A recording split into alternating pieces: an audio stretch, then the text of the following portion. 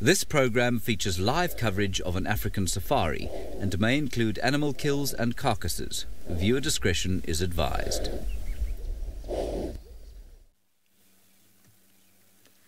Good morning, everybody, and welcome to the Sunrise Safari. Now, you're looking at the stunning moon shining down on us and Juma in the western fringes of the Kruger National Park, and I am all the way down here. Hello, good morning. I am Trishala, and I have BK on camera with me. Hi, BK. Hello. Hope you're good. Now, we are not far from Galago Pan, so we thought we'd give it a look. And remember, use the hashtag SafariLive or the YouTube chat stream to talk to us. Always love to hear from you.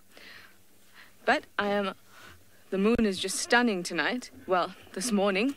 And it was stunning last night as well. The air is slightly chilly.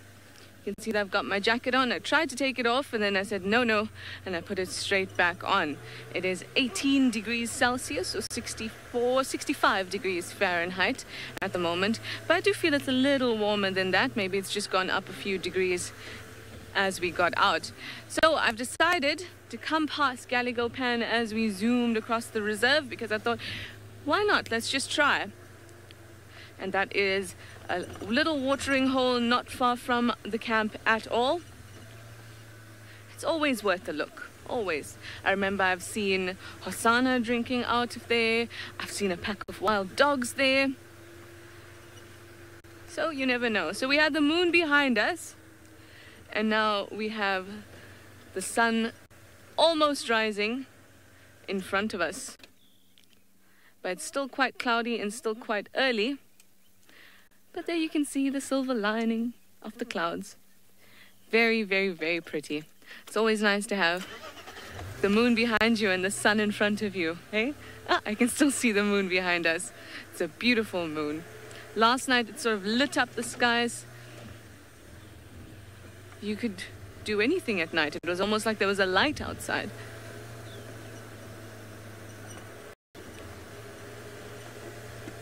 There have been heaps of holes all over the roads from elephants that have been digging them up. So I've got to drive a bit more carefully today. As you remember, BK and I fell into one. Hopefully there won't be a repeat today. Lose my cameraman. Then I'll have to present and be the camera woman. No. On this road, we have something called the camera killer. She lives on this road. Oh, hello. We have a lovely elephant. Oh, I'm going to stick around with a little more. And in the meantime, Isaac would like to say good morning to you all.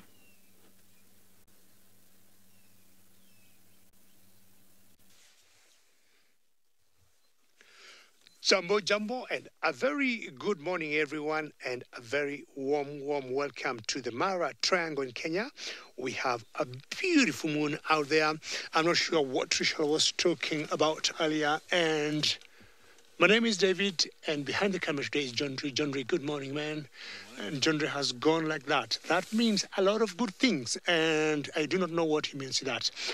For me, a very warm day, a very warm morning, 18 degrees Celsius and 65 degrees Fahrenheit. Now, let's go back to that moon, because yesterday we had a different moon than what we have this morning. Now, we had, like, to me, a bit of a bloody moon yesterday, and I can tell you that's the best thing John is showing you, because this moon here, today is not the bloody moon like what we had yesterday. This is what I call the poacher's moon. Poacher's moon would mean that the moon is very bright, and the poachers way back, not today luckily, would just walk and comfortably do all the bad things they did in terms of poaching the animals here in Africa. But well, a lot has changed. We have better infrastructure in taking care of our animals, and I think it's high time we changed the name of that particular moon there and give it a different name. You see all the grey in it, but what I would want generally to show you, it is the escarpment right below it. And look at that. See, that is a 2-shot frame, and I would personally call that a 3-shot actually, because if you get the moon there and that escarpment and the trees may be foreshot, and the beautiful Mara Savannah, it could not be a better painting than it is. Now, that escarpment there is called the Ololo Escarpment. And that's wonderful camera work from John Ray. And this is the beauty we see here every morning when we are out. How lovely is that? See the tall grass that's coming up now? This is all because of the rains we've been having. We've been having some short rains, and we are looking forward to more rains come the long season. Now, I'm sure, thank you very much. You'll love it. If we keep having it, we'll keep enjoying it. And we might turn to the left and see how the sky look. Everything around us 180 degrees is just out of this world. I think it's a lot easier for me to keep quiet and maybe John redo the framing. Now, this is the same country, and in a split of 15 seconds, see what different face we got. And I'm sure you all know that is the eastern horizon. And at that particular point where you see those bright clouds, that's where the sun will be pushing up maybe in the next 15 minutes. That's just a wild guess. It could be wrong. And all those trees you see out there are the very iconic trees of the Mara Triangle that we call the torchwood trees. And there's a little bit of mist. If you look at the base of the horizon there, good camera work, John Ray. See that mist there? And I'm sure I have not asked you for a long time in the morning to give me a one-word tweet on what you think about that face, the mist, the trees, the savannah, and all that. Please let me know as usual. I'm sure Trish already told you for questions and comments. #SafariLive on Twitter. So I'll be waiting to hear what you think of that. Call it gorgeous, call it awesome, call it any beautiful word you have for the morning. I'll be very happy. Well, apart from myself and Trish, there's another gentleman who would like to say buenos dias to all of you. Asante sana.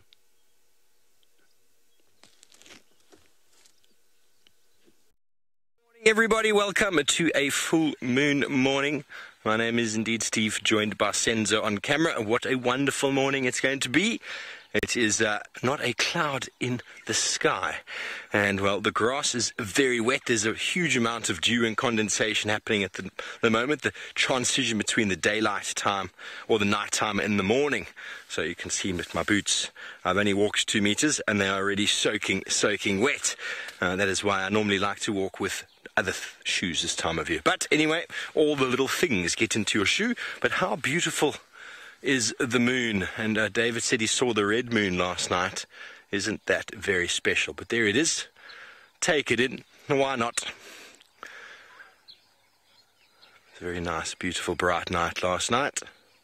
And I do have Holly joining me this morning. He'll be doing half of the show from the bushwalk, so hopefully he's got some wonderful stories and plans to tell you, no doubt. So we're going to head out, see if we can find some tracks, try and do a bit of a walk this morning rather than a little bit of a bumble, see if we can get quite far. I'm feeling the need to exercise and stretch my legs a little bit. Senzo's looking a bit lazy as well. He hasn't been exercising as much since he's been back from leave, hey Senzo? So it's time for you to come walking hard with me. Let's go, everybody, jump on board. Hopefully you got some sun cream, a hat, and a very nice stick is very helpful, as you know, and suitable shoes with some water is ideal. But as we continue on, see what newspapers we can read this morning in the sand. Let's go back over to Trish, who's already with a giant elephant.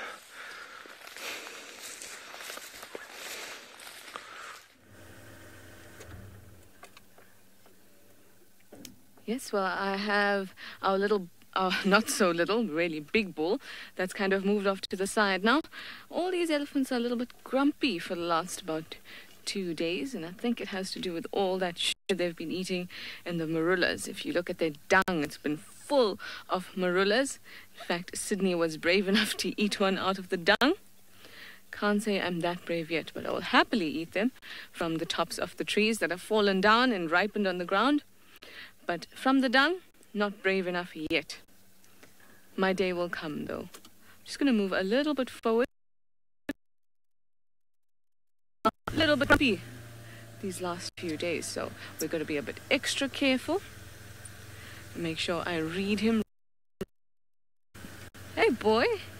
You're such a big boy. Let me just get round here, BK.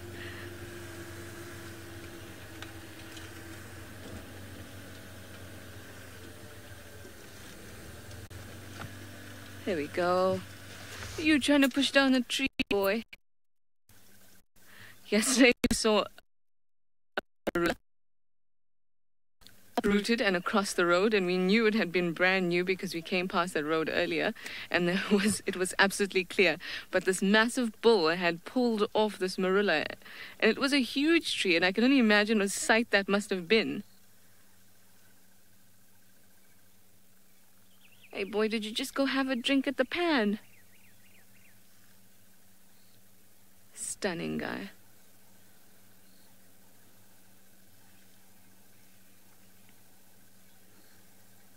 See, he's not wildly flapping his ears too much. Temperature's nice and cool. Just every now and then he gives himself a bit of a breeze. He seems to be stuffing himself, though. You need to chew all that before you put more in your mouth.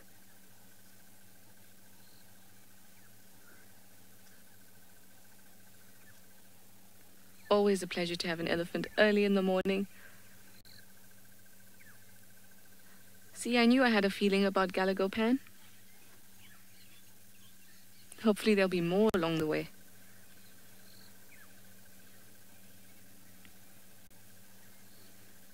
Tracy would like to know if elephants ever get full. To be honest, Tracy, I don't think so.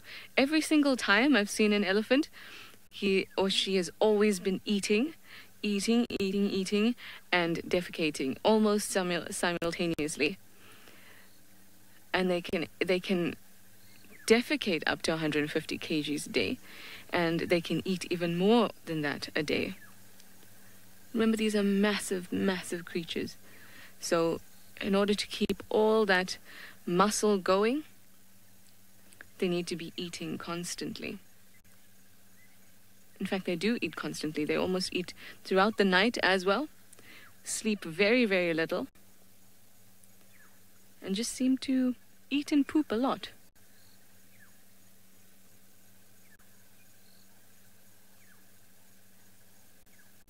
He's been good to us.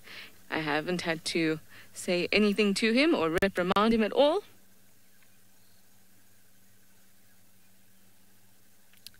Kara, how are you? How nice of you to ask us a question. You are a little thing, only 10 years old. And you are so brave to ask us a question, and you want to know, is he a big elephant? Well, let's talk about a few things here. Firstly, we know he's male because he's got a rounded sort of forehead. You can't see it very clearly now. And if you look between his legs, you can see that he's a male as well. Now, he's got quite long tusks, and it's quite easy to tell when the tusks are little. When they have short tusks, the tusks are just starting to come in, then it's quite easy to tell how old they are. But with the tusks long like this, it's a little bit more difficult. I would put him probably in his 30s, somewhere in his 30s. So can you imagine, 3 times as old as you, Kara? But I bet he's far bigger than 3 times your size. There you can see those big tusks.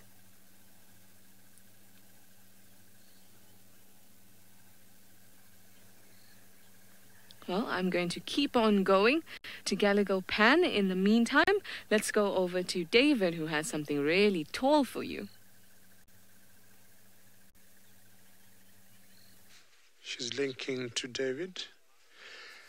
Welcome back to the Mara, or to the Misty Mara, and we got some giraffes, and behind them is a very nice cloud of mist. And look at this. You didn't think the giraffes until they put their heads up, I'm sure you know. And just look at how beautiful these graphics look like. Now, remember, I asked or I requested you for a tweet, and I'm sure you're going to be tweeting more. And most likely, you might have heard of a movie or read a book, The Ghost, not The Ghost, The Darkness, that's wrong title. It was Gorillas in the Mist by Jane Godwell. And now here we'll be talking of giraffes in the mist. Thank you, John Ray. John Ray is the camera operator with me this morning, and he couldn't give me a better sighting than that. That's a great framing there. And this particular tree here is called the Boscaei, unlike the ones we've been seeing before, the torchwood trees or the balanites. And I'm sure you know in Kenya we have, and mostly in the Mara Triangle, the Maasai giraffes. Christian, you say breathtaking. Thank you very much. That sounds a pretty beautiful word for the morning. It is truly breathtaking because if you look in the background now, the Ololore escarpment has been covered by mist. And truly, yes, this is breathtaking.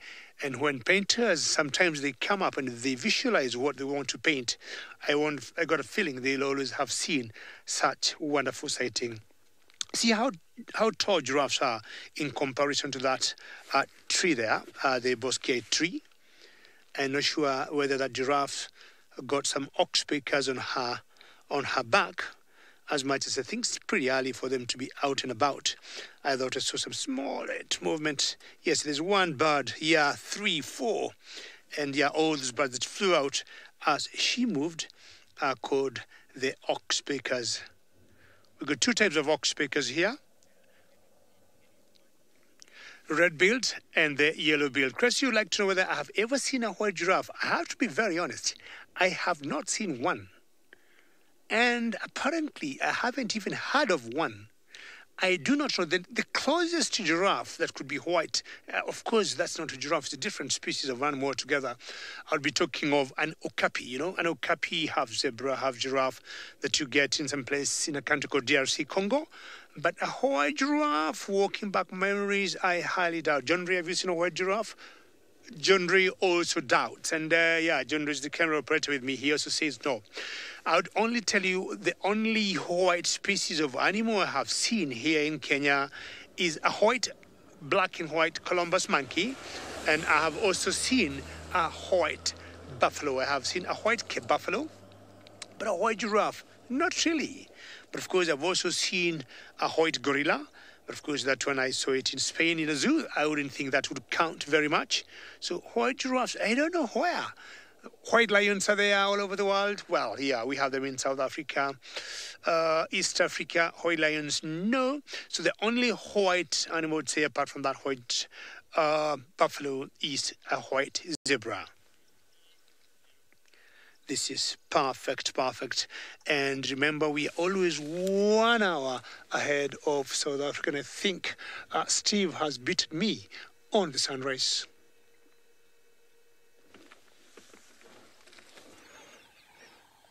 Well, thank you, Gigi. I hope you're having a wonderful morning in the midst of the Masai Mara. Well, we have stopped to observe the sun, of course, because there's nothing more sort of in the moment than spending a moment to watch the orb, that is the creation of all life, slowly make its way from the horizon. Let's all have a deep breath and just a moment of gratitude for another day.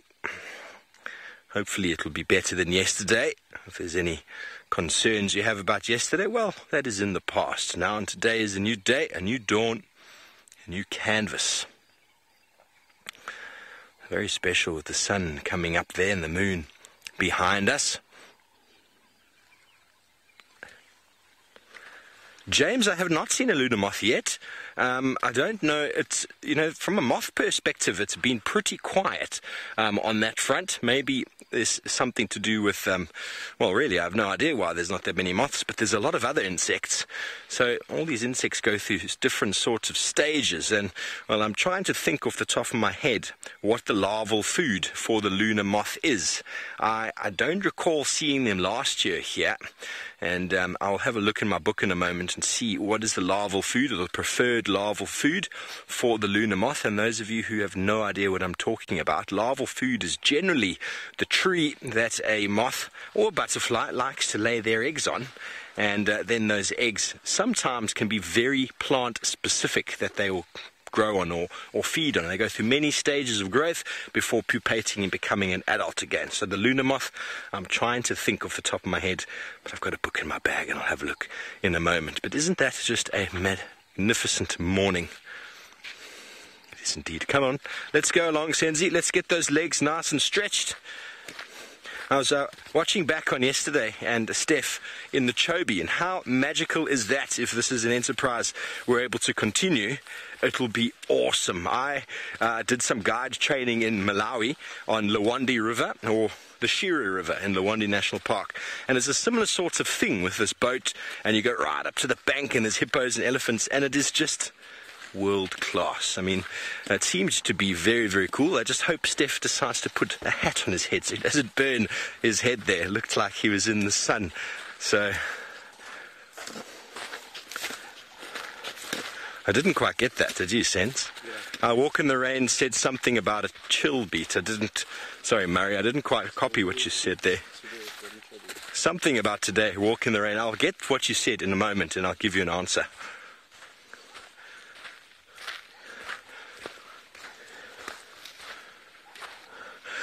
Walk in the Rain, I believe they are going to be doing a Chobe feed. As far as I'm aware, they said something about 6:30-ish, which is in another hour or so. Let me have a look.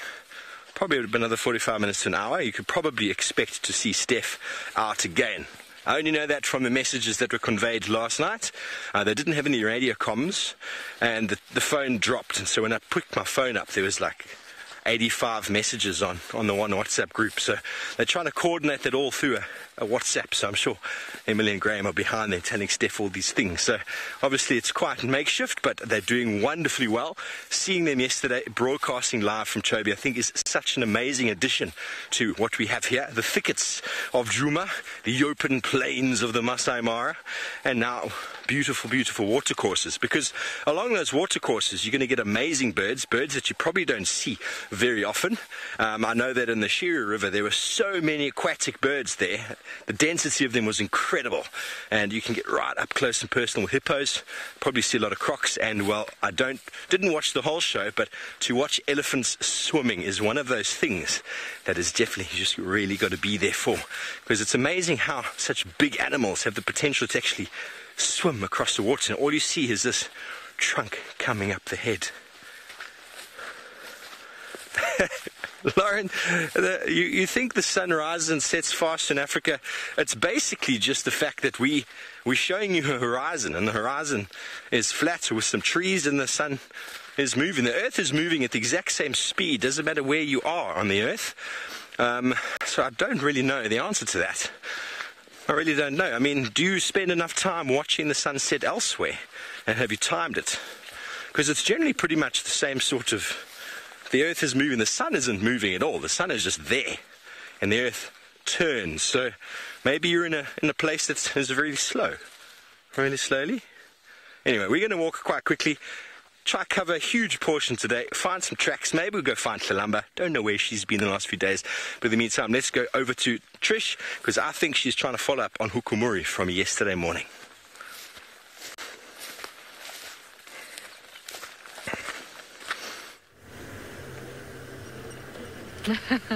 Yes, the sun rises and sets in Africa really beautifully. It's a privilege to actually see it happen. Now, when I heard that, it sounded almost as if Steve is looking for Trishala, but no, Tlalamba. So I've just decided to come through to sort of the western boundary of the park in order to look for Hukumuri. We heard that he was on this edge, and this is his territory. Oh, hello. And I was about to say, I heard that they had lion tracks. And now look what we've just found. Good morning. Now this is nice because this is the dark-maned male. And he is the third brother from the Avoca Coalition that we haven't seen. Oh, this is very exciting. So you can see that he's there with one of the females. If you can just look further down, she's on her side there. So this is a mating pair. It's always exciting because there's a possibility of cubs. Hey, you beautiful thing. Your brothers have been looking for you. I love seeing the Avoca males.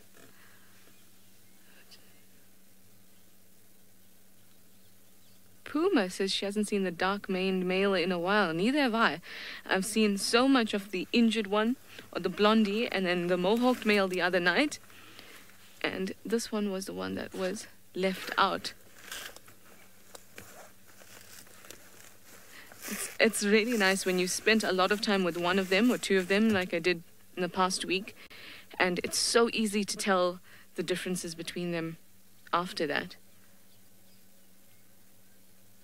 Now I want this female to pick her head up so we can figure out who she is. Sometimes it's not a bad idea to go on main roads because for some reason these big cats seem to like walking on them.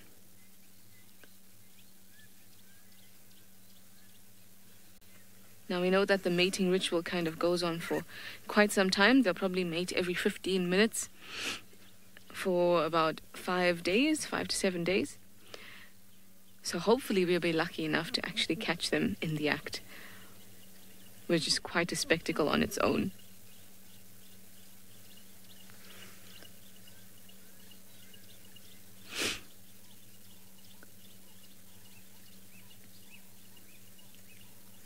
Joy wants to know if he's the one that attacked Corky. I think so, Joy. It was the dark-maned male that attacked Corky, I'm pretty sure. So he's a fierce guy. I think from the three of them, he probably looks the scariest.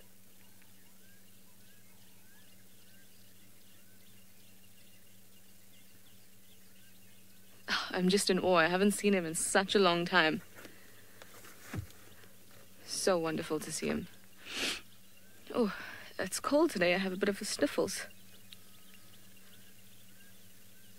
Now he is, like I said, one of the Avoca males, which is the dominant coalition in our area here. And of course the Inkahumas is the pride. So he sort of owns them, you can say, or he's collected them. So they have been mating and I'm quite happy about it. I'm going to stick with him, of course, because it's a wonderful find. And in the meantime, let's go to David in the Mara.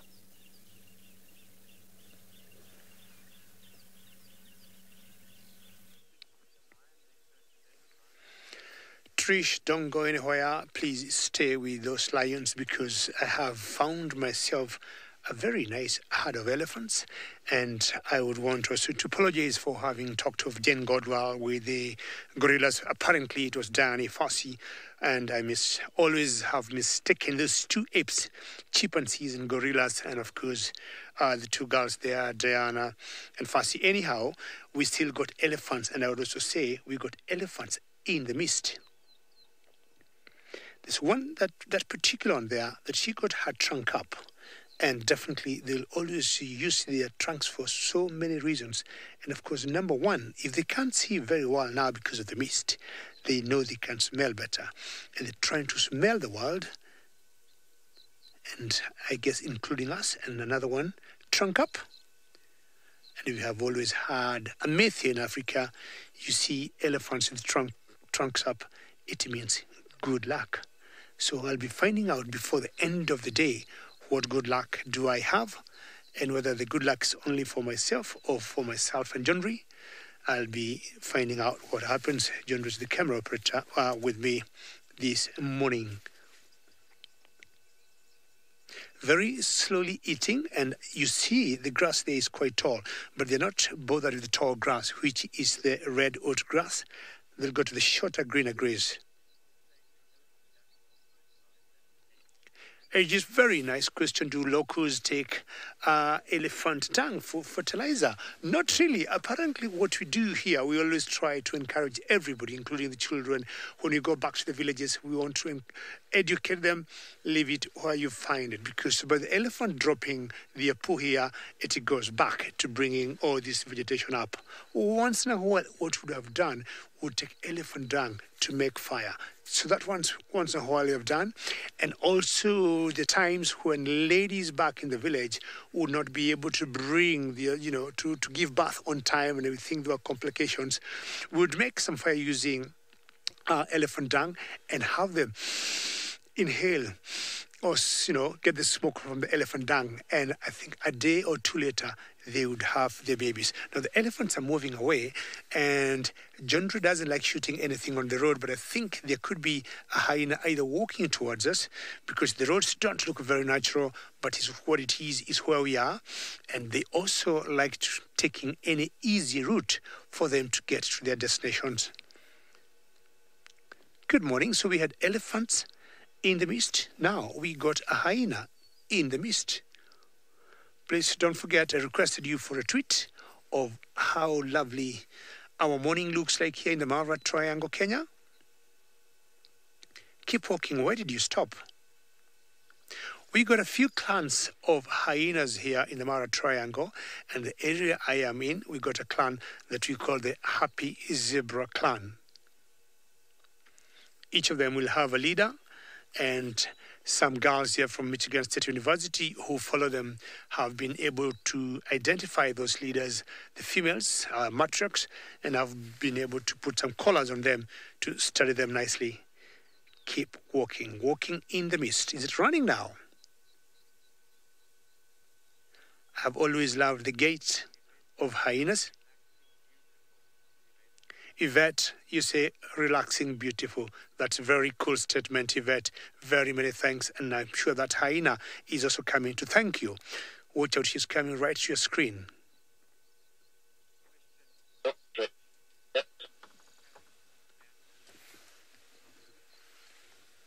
Now, Stritch, Maria might have missed that question. My apologies again. As we move on.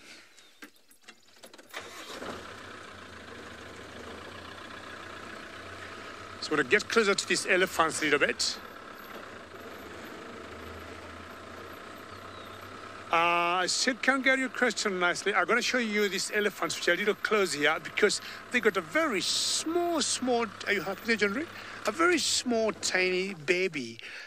Miscarry, ostrich, sound Mary. I think there are few words either they're not coming through.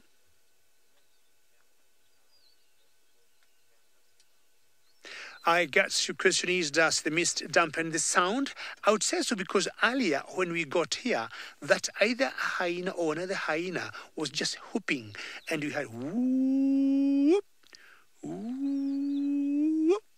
And I'm sure we all know sound that travels through air. Anything that would obstruct the sound waves, mist is one example. I would agree that the mist would definitely dampen the sound, no doubt about it.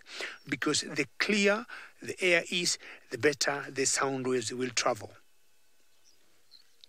So we have gotten very close to these elephants, and I think there's a little baby in there. But in the meantime, I think there's a bit of Valentine still going on with Trishala in Juma.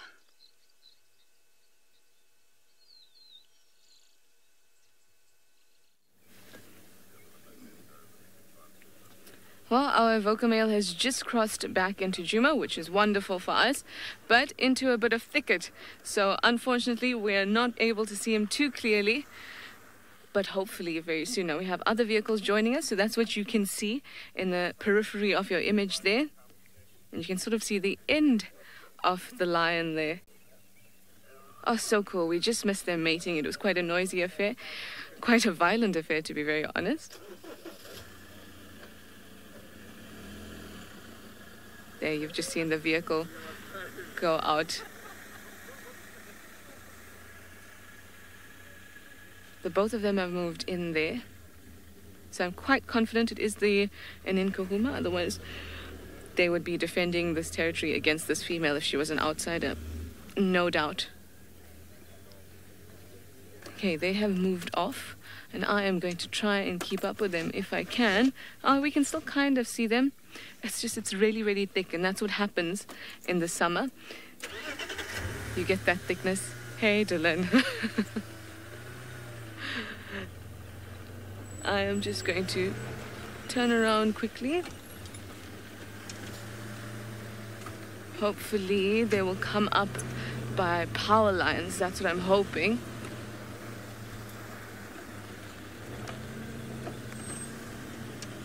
Let me move off. It's become quite a busy sighting at the moment, so it's always just polite to kind of let the others have a chance as well. We get to see these things often, so I'm going to try and catch them on this side, because then it kind of go around the other people, you know, get you guys a good view.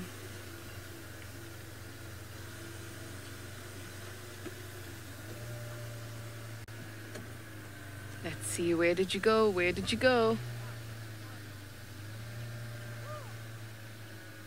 I can hear people shouting.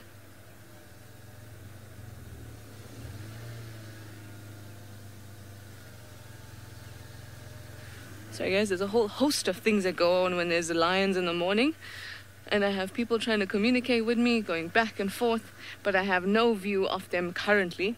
Sorry, I'm stretching around trying to see things, but I am going to, maybe they are looking at something. So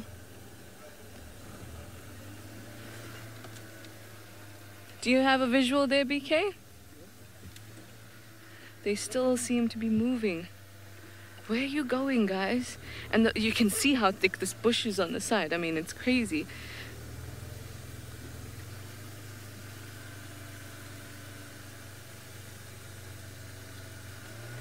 Janet would like to know if... Oh, so much going on, so much going on. Janet, you'd like to know if a male will, did you say drive off a female in heat, as in chase her away?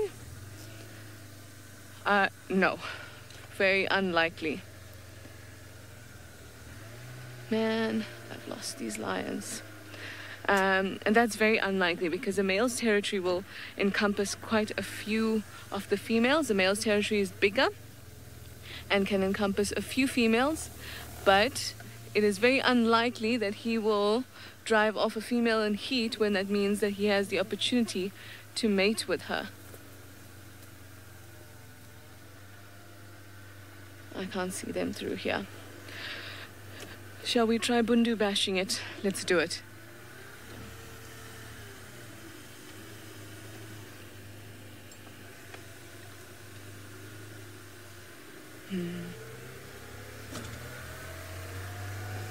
Anna Marie would like to know if I've ever had a really scary moment in the bush. I have. It was the first time I saw Tingana properly, up close and personal. Oh, it's just so thick I can't get through here. And he had walked right past us during the drone session. And he basically sort of, there we go. He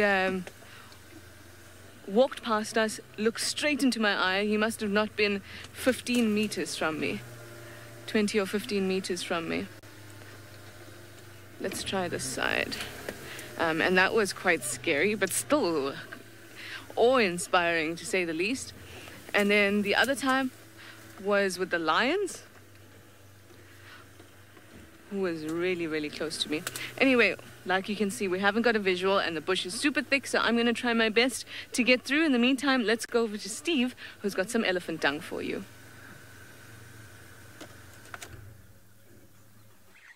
Well, you never know what you're going to find out here. Absolutely anything can materialize around the corner.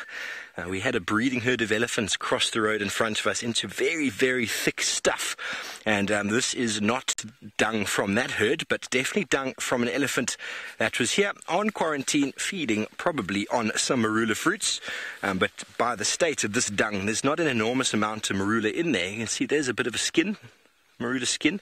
Don't worry, everybody, I'm not going to eat it. But lots of insects around on the dung. and they are all basically either feeding off the moisture or feeding off the bacteria and microorganisms that come out. The dung that comes out of an elephant is full of bacteria, lots of fermentation taking place in the hind gut of the animal, and well, that is what a lot of organisms here to feed on. Guinea fowls and francolins will feed on the decomposing material. They'll also scratch it open to feed on any larvae, fly larvae there might be, as the flies are attracted to this very, very quickly. But at the base of this dung, you can actually see where the soil has been dug up. You see that it's much softer soil over here, and that is where the paracoprid dung beetles have come in, and they're burying the dung directly down below the source of food. They'll come to the surface, make a ball, and then go straight down. Like a parachute, they go straight down into the ground. And so underneath this enormous ball, you will have a huge amount of this dung, especially the soft stuff. Like Senzo was saying, he has never seen dung this sort of well processed of an elephant, and you can actually see it's beautifully sort of made. Lots and lots of soft stuff there. In the dry season, we'll come across many more sticks and bark and twigs. Where this time of year, it's primarily grass. That's what the dung beetles absolutely love. So all this material will be buried underground inside the soil, and that is nutrient recycling at its best. But anyway, while we move on and see what we can find next, let's go back up to Gigi in the Mara, who's got some beautiful elephants.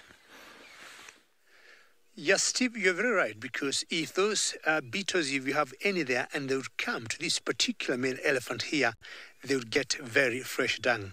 Apparently, this male elephant is about, 40 meters away from where I am, and he just dropped some dung. I can tell you from 50 meters, I heard a boom, boom, boom.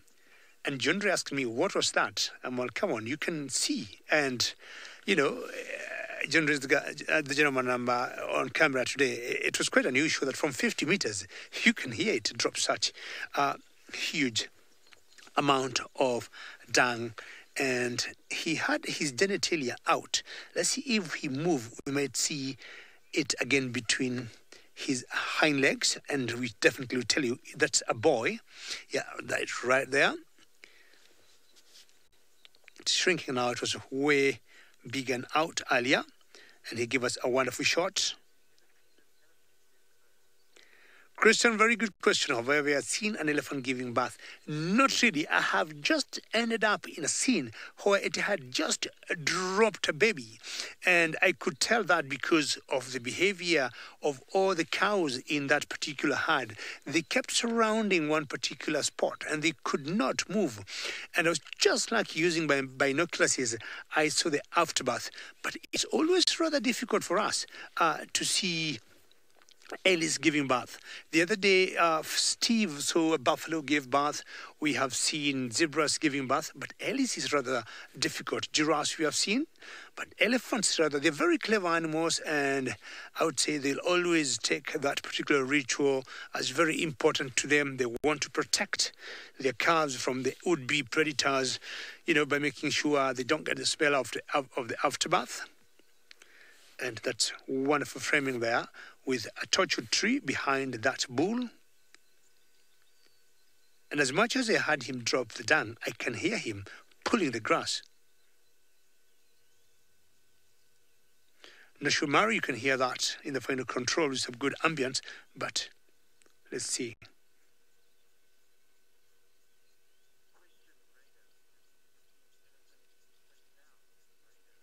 Rado, good question. Have I ever seen elephants sit down? Yes and no. Very good. So it's rather difficult to see elephants sleep down because of their big bodies. That's always quite a challenge. Unlike other animals that you might see laying down in their force, the best elephants can do is just to lie on their side. It's pretty tricky to see elephants lying down. And if they do, it'll only be for a couple of minutes, and then they're up. Because of the huge body morphology, it's quite uncomfortable for them.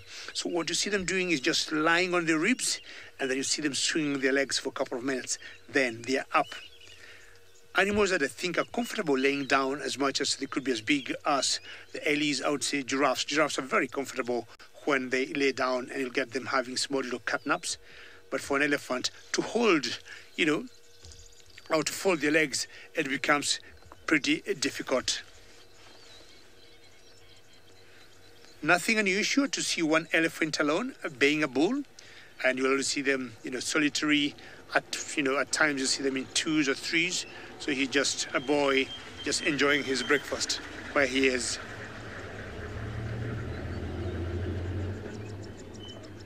It has warmed up a little bit, definitely. I would want to believe we are almost going to 70s Fahrenheit from low 65, and the sun have really pushed up there. It's wonderful to have a three-shot, an elephant, a tortured tree, and that beautiful yellow, sun coming up. I would call it white, with some good yellow cover. Fantastic morning. Well, my destination is to find out what Trishala got, and let's find out if there's any more mating going on or they have decided to have a commercial break.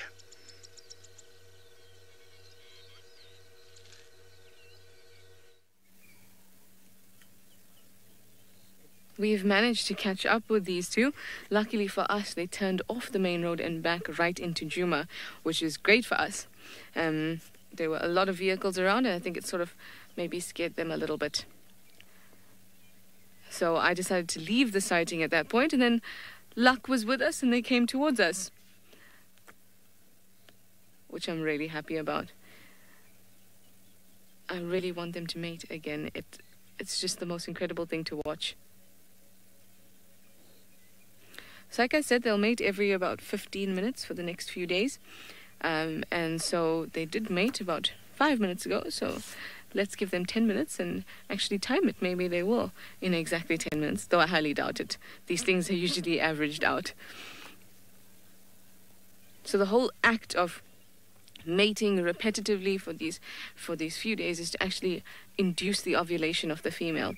So she won't ovulate unless she's induced in some way, and then obviously the act of mating, and then that he's got a barbed penis, so that means that every time that they mate, the barbs sort of scrape against her uterine wall, and that will induce her ovulation. So they've got to constantly get at it, and hopefully she will ovulate during that time, and then he will be able to sire some cubs.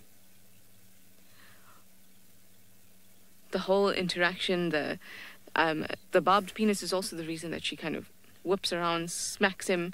I remember once I was with Jamie and we found a tuft of hair kind of just lying on the floor from where she had pulled hair out of his mane.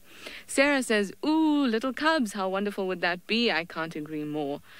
I would love to see some lion cubs here on Juma. And I can be spoilt like David, seeing all those beautiful cubs all the time. Now, there have been a few females that have been mating, a few males that have been mating.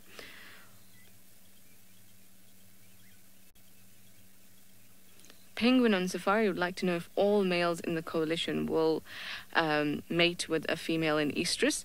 Basically, yes, all the males will, if they have the opportunity, mate with any of the females that are in estrus, and they will often mate with the same female. And that is to kind of the female strategy to confuse paternity a little bit. So each of the males are invested in the cub, even if they're not sure if it's theirs or not. As long as each one thinks it's theirs, then it's all good. Often you may get little bits of kind of scuffs between the males if one wants to mate with this one and there's another one mating with him, but it's never brutal. It's always just a bit of a, hey, get out of here, she's mine for today kind of thing. Whereas if another male from another coalition had to come in, it would almost result in death to that male. But there's an understanding that these guys, the three of them, kind of encompass, or within their territory, they hold the territory of the Nkuhumas. So they know that within that area and within that pride, they can mate with the females who are in estrus. So I have seen, now we've seen this guy mating. We've seen the blondie mate. Giraffe Girl would like to know if the female can actually cause injury to the male while mating. Not seriously, but the potential is there. You've seen that they kind of do the neck bite thing, and there's two sort of theories on why that happens. Firstly, it's because that may induce ovulation. It's the same in leopards. And the other theory is that for the male to protect himself, he would hold the female down by her neck or grab her by the neck. So it's sort of built in that they would try to protect themselves because there is the potential to be injured. But I'm thinking more scratches and slight bites as opposed to actual, injury that'll cause death. And that mane sort of protects the male's neck from a lot of injury, including injury between two males or fights between two males, because that's a nice thick band of fur that can sort of protect from any sort of big injury. These two are a little bit sleepy now. So what did we say? We said about 7 minutes ago they mated. So we're going to give them another few minutes and then they'll come back to us. In the meantime, let's go over to Steve on Bushwalk.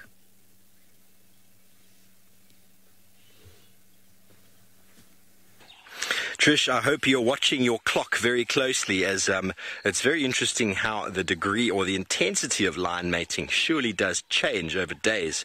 Well, I was quite fortunate last night. I actually had the afternoon to go and spend with one of the landowners in Buffelshoek, and they took me around and showed me all over that lovely property up in the north. And we found the two other evoker males, the one with the limp and the hole in the head, and the other brother. So they seem to have left their third brother down here with the lady, and I wonder, is it Purple Eye, or Pretty as we also call her? Very, very interesting, but it should be coming to the end of her sort of intense mating period, but always interesting to watch the clock.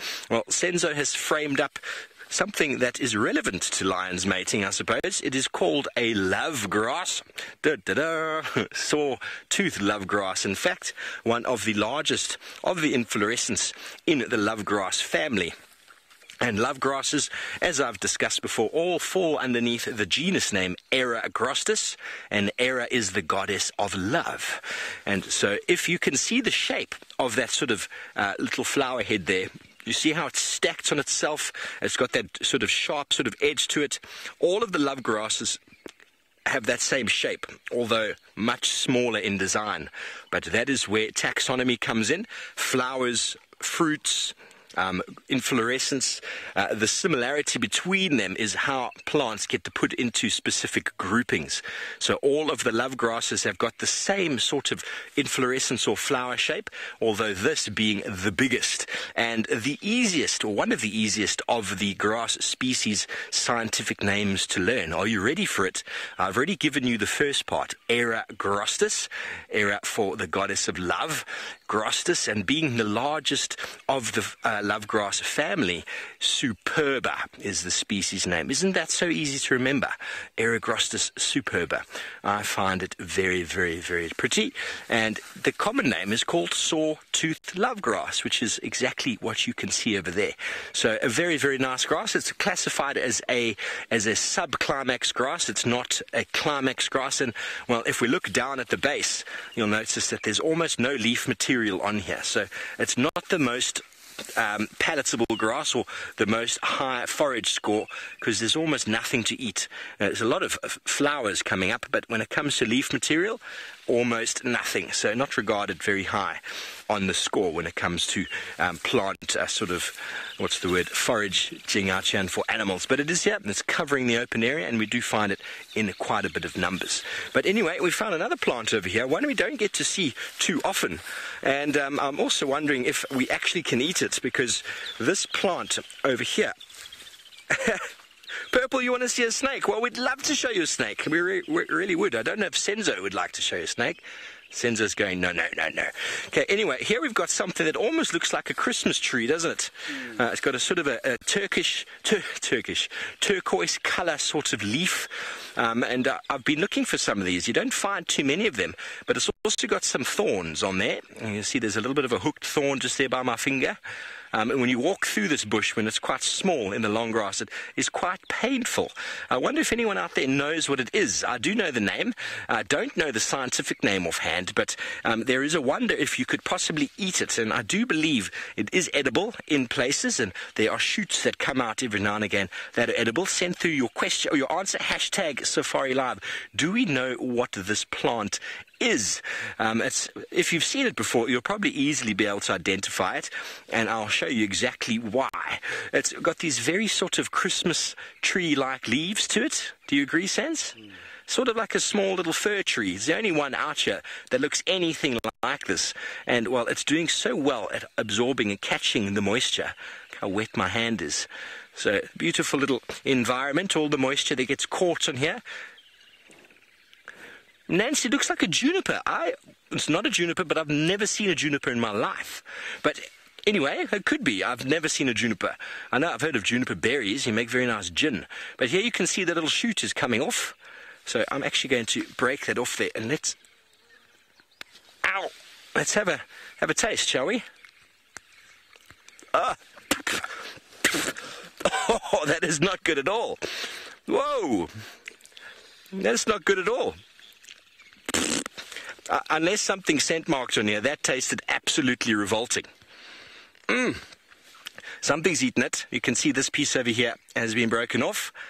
But it's forming a very nice little microclimate over here where there was once a small tree that has been broken. And I find it quite interesting when you find small trees like this where the organic material has been building up. Paula, I'll get to your wild herbs in a moment. So this tree has been broken, probably by an elephant. But what's very interesting, if I just take one step to the right over here, Stens, have a look at how hard the ground is over here. Oh, wow. It's not as hard as I thought. My whole philosophy has gone out the window. Not that hard. But over here, it's the same. Well, there we go. I just completely bamboozled myself. But the shade of this tree actually would have provided a nice... Judy H, of course. Judy H has got it 100% right. Maybe Judy H could add in a scientific name there for me. It is 100% Judy H, a wild asparagus. And I believe there is edible parts to it, but I've never ever seen it in any other shape and form than this. And I just tasted it. It is not very tasty. Maybe it needs some sort of reduced orange on it. It works very nice with normal asparagus, an orange reduction, or maybe some butter, lightly blanched. With the last question about any herbs out here for eating and cooking. The wild basil is possibly edible, but it is quite strong. It's quite good as an insecticide, so to eat it, maybe not ideal. There's a lot of fragrant herbs, but none of them really that I would use in my cooking. The herbs we've got from all over the world that we use today, those are herbs that have been sort of moved into sort of a bracket, and now we have them as a global sort of thing. But out here in Africa, I don't really know of any that are naturally used in cooking in the wild. It's possible that they are. Do you know of any here, Sens, for eating? I don't really know of any eating. One thing I can certainly tell you, that is not very tasty. But while we move on and see if we can find something else wonderful for you, let's go back over to the love affair, which is somewhere over there.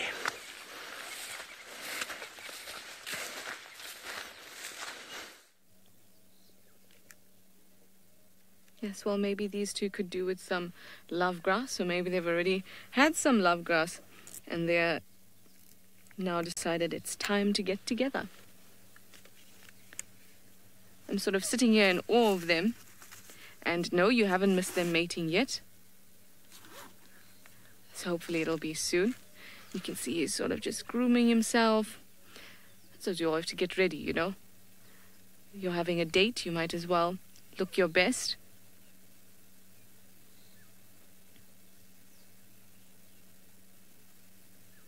Mike would like to know if lions ever mate but do not produce cubs.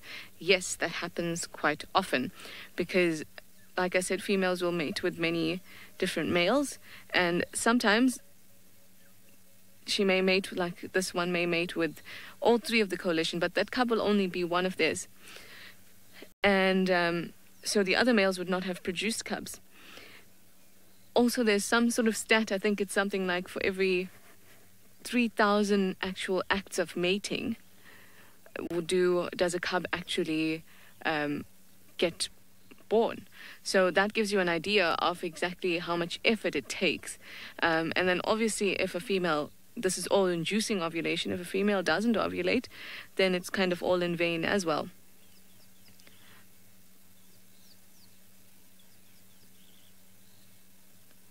There's also times when if you have a new coalition come in to a pride, then they will, obviously you've heard that before, infanticide, where the male will come in and kill any of the other cubs that are around, and then they'll do that to try and bring the females around back into estrus.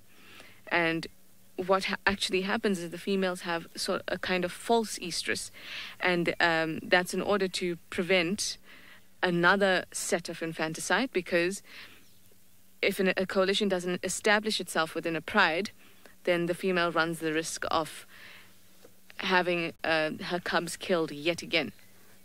So in that case, she'd be in false estrus. She would still mate with the coalition males, but she will not reproduce. So that can happen, and does happen quite often. If you think about the amount of times we see lions mating, imagine if every single one of those times we had cubs within the next 3 months. That would be awesome.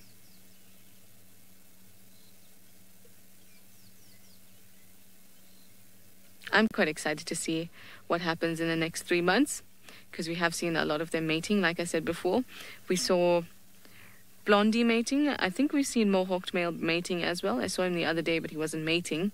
But the likelihood of him having been mating is quite high. He is in the area, he is with his brothers, and now we've seen dark-maned male mating.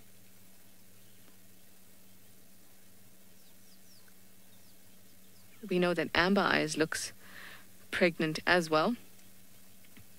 So lots to look forward to, I think.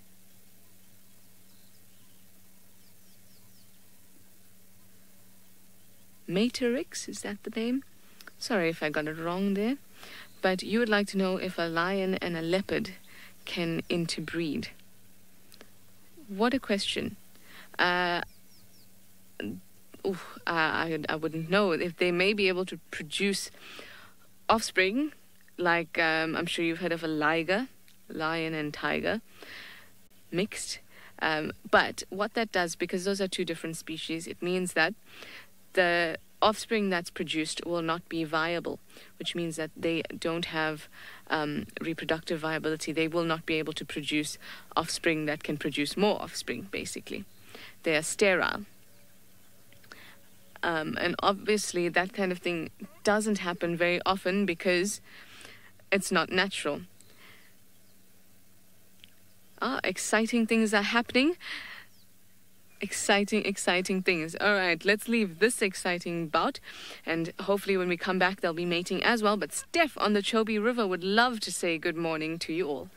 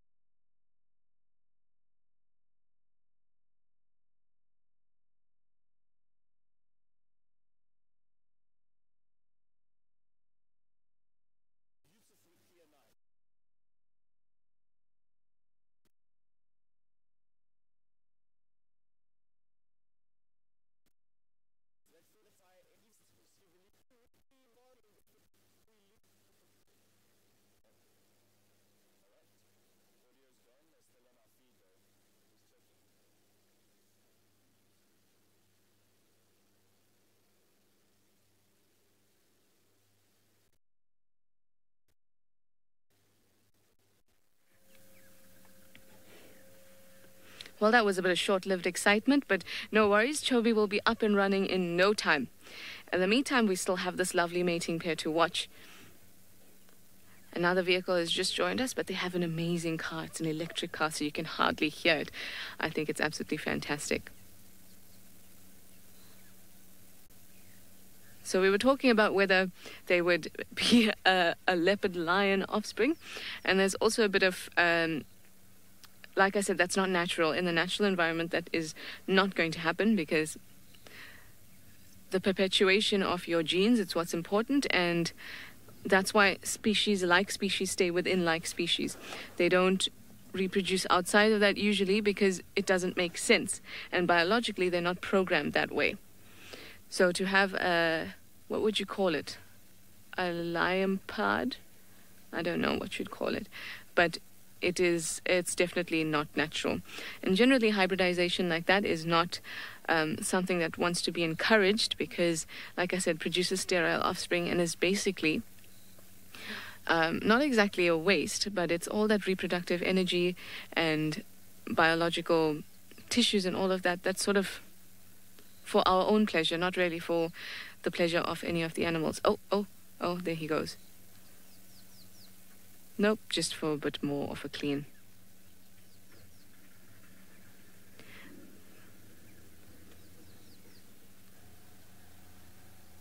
He's wonderfully big. I love how they still have these very cat-like characteristics. They still scratch themselves in the same way, lick themselves in the same way.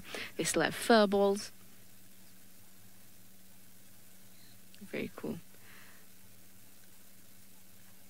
Now you'll see how he'll sort of guard this female. He'll follow her around and he will, every little movement she makes, he will be up and doing the same. She, I must say, is quite flat at this point. There you go. You've gotten her attention.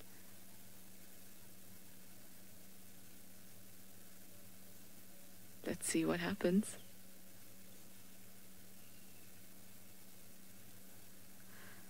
It definitely has been 10 minutes. Let's see. It's almost exactly been. So maybe they will get up and we will have the pleasure of watching them. Lions often engage in contagious behavior. So one lion may get up and start to yawn, and then the other lion will do the same, and the same goes for grooming. And that's how we sort of know that there may be some movement coming along.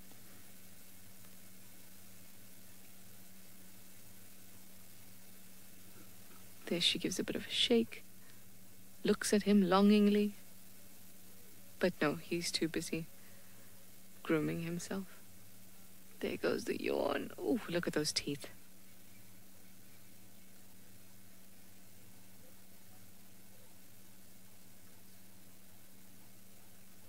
It's a wonderful setting. You have the sun coming through, shining onto them just a bit. Oh.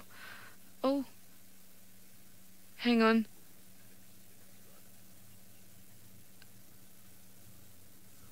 Oh, I think they're gonna go. There we go. Let's just watch.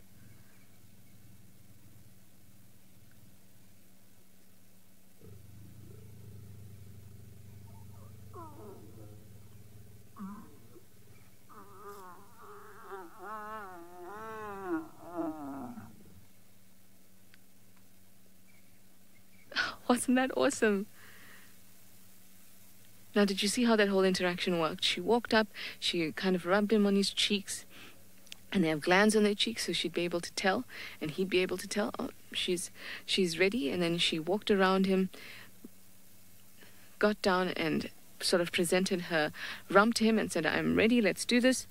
And then that's exactly what happened. And then you heard the squeals from him, and you could see that she wasn't complaining too much, and that sort of tells me that they have been mating for a while. That was awesome. Anyway, let me reposition to get other vehicles a good view. In the meantime, let's go to Steve with Bushwalk.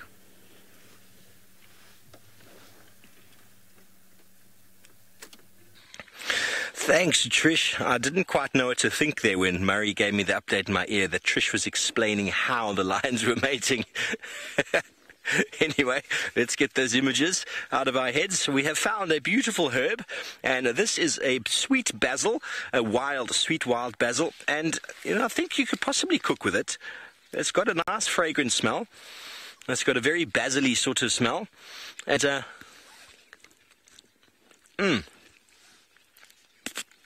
It's quite strong. Any of you have used basil in the past, you'll notice that when basil in the garden grows, if we go back to it here, once it's erupted, once it's bolted and it's flowered, the leaves themselves become very, very strong.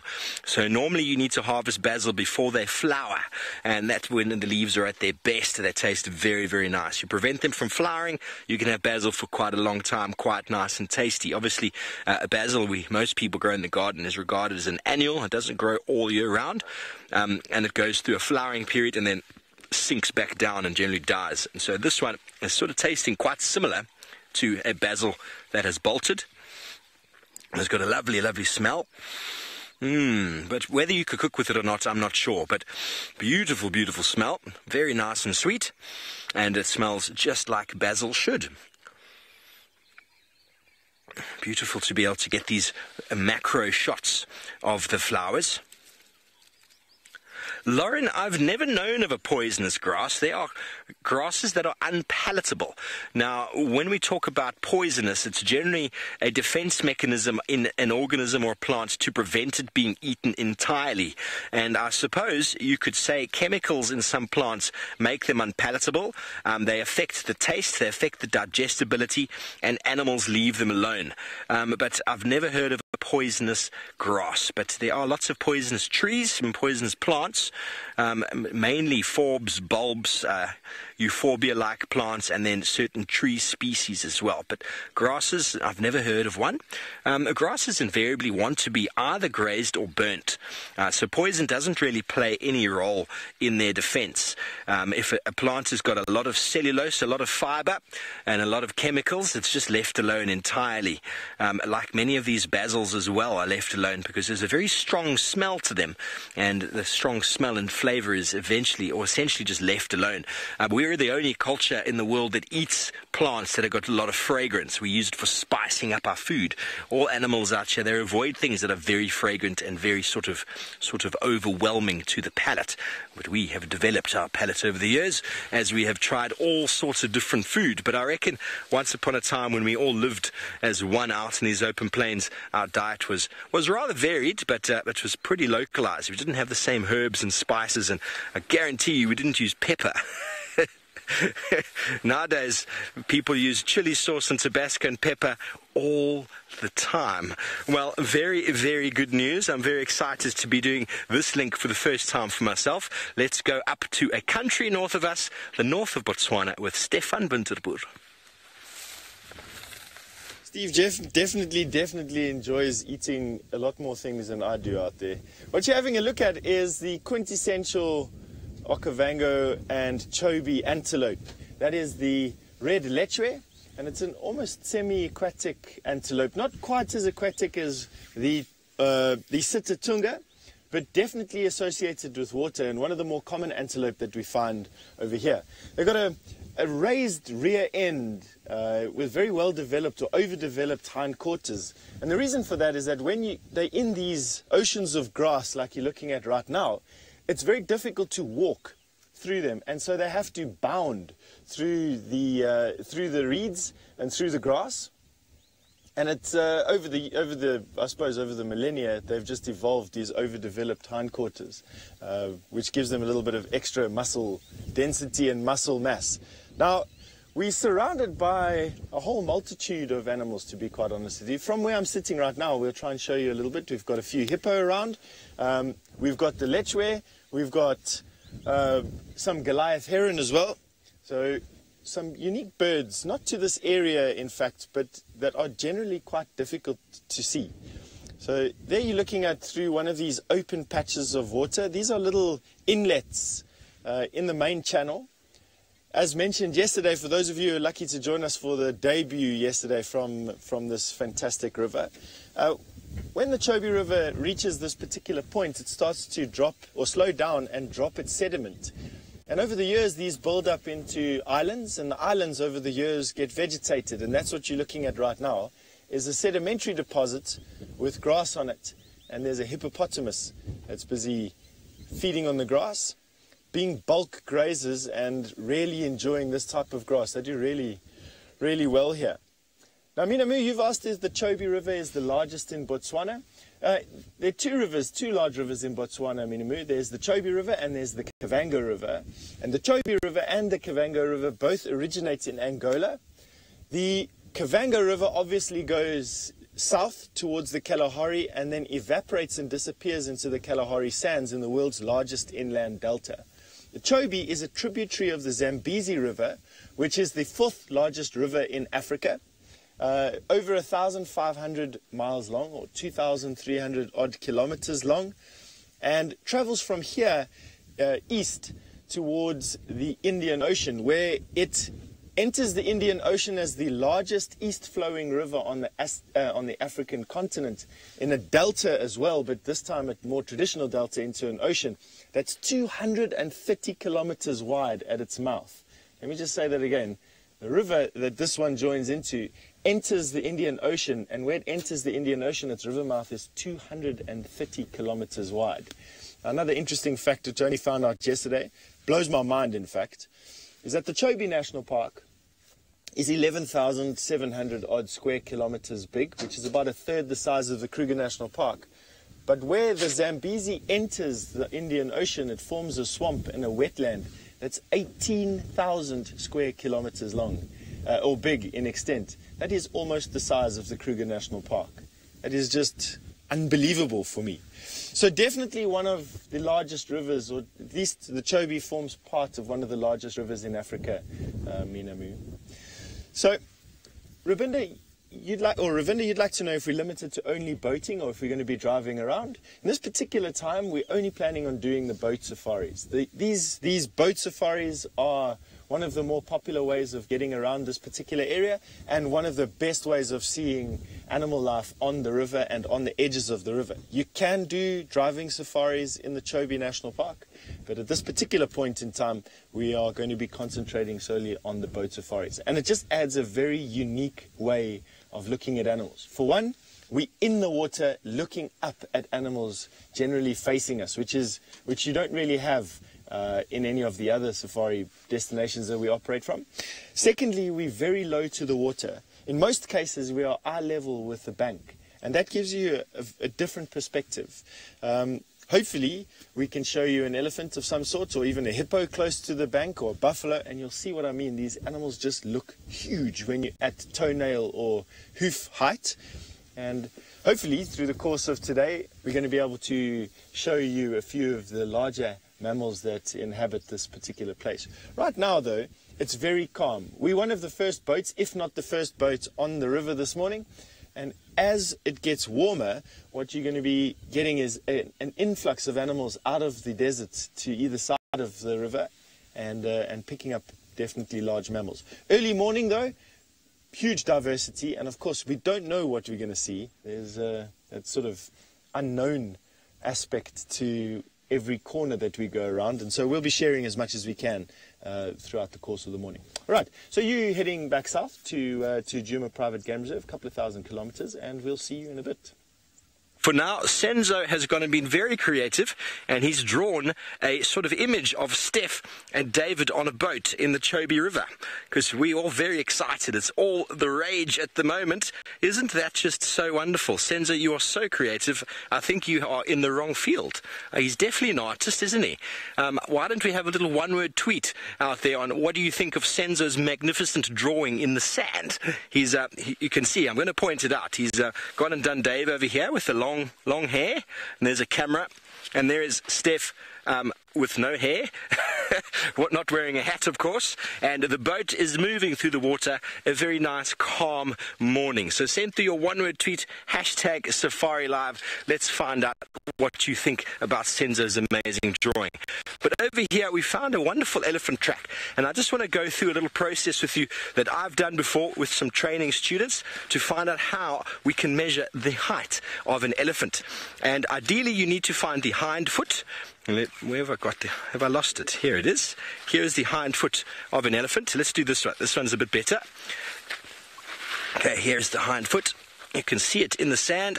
Lots and lots of little wrinkles underneath his foot. So I'm just going to draw it for you so you can see it. Those of you who can't really see what you're looking at, that is an enormous elephant foot. And just to give you a perspective on how big it is, I'm going to put my knife there as always for the tracks, so that you can see. Okay, so now what you want to do to work out the height of this animal, and I had a German student with me who worked it out to be a very specific number. So we're going to measure it, and we're going to try and sort of make a little bit of a drawing here, if you will bear with me. Here, take the sort of the diameter across from there to there. Senzo, they're complimenting you. And now we're going to move this 7 7.8 times, so essentially 8 times. It was 7.8 because he was German and the maths was exactly there. So let's go 1, 2, 3, 4, 5, 6, 7, and then we do 8, but we take off a few sort of centimeters there. So have a look at that. That is potentially the shoulder height of this elephant. Should we work out 1, 2, 3? Big elephant, big bull. So here is his leg coming up, and we've got a back all the way over here.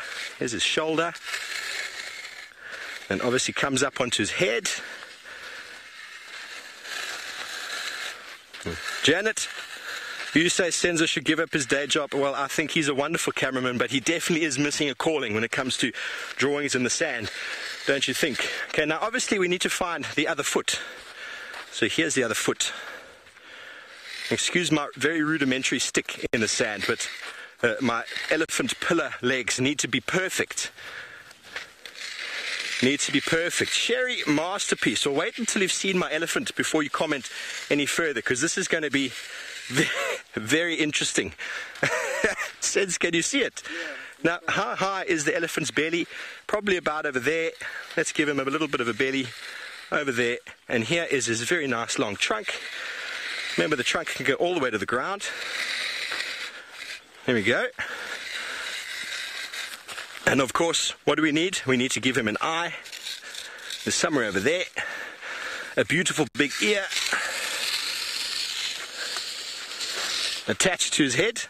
And of course, there's a big male elephant, so he's got beautiful big tusks.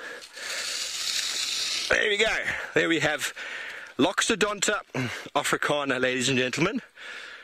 Elephant in the sand. So if it was lying down, that's essentially the size that you would see. So now, isn't that, Bumblebee, you say ginormous. Now, just to put it into perspective, we don't often get to see ourselves lying down next to these animals.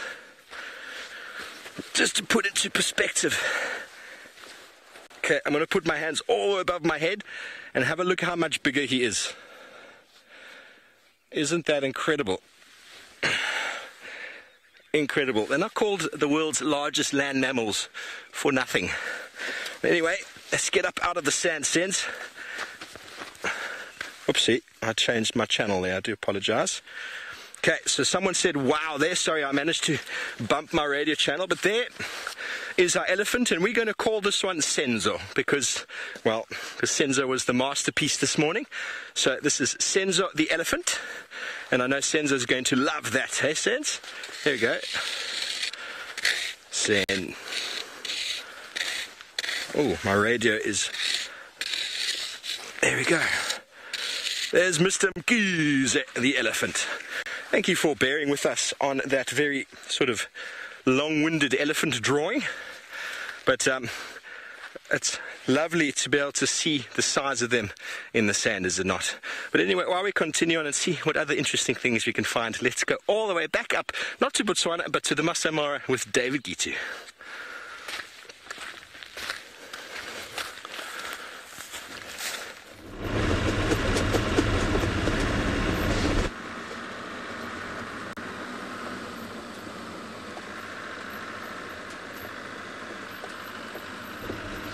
Very good. Welcome back. And not much has been happening here, but I already got to what I call the Sausage Republic.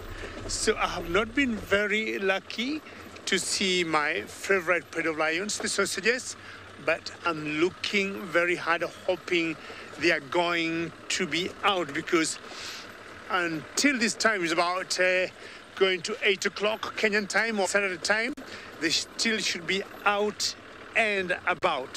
What I know is lions move a lot, and especially at night. So if that's the case, sometimes from where I left them yesterday morning, they might have moved to a different area. So I found out if I want to get them, what I normally do is to look where the buffaloes are. And once I see where the buffaloes are, I usually have a very good chance of spotting these cats.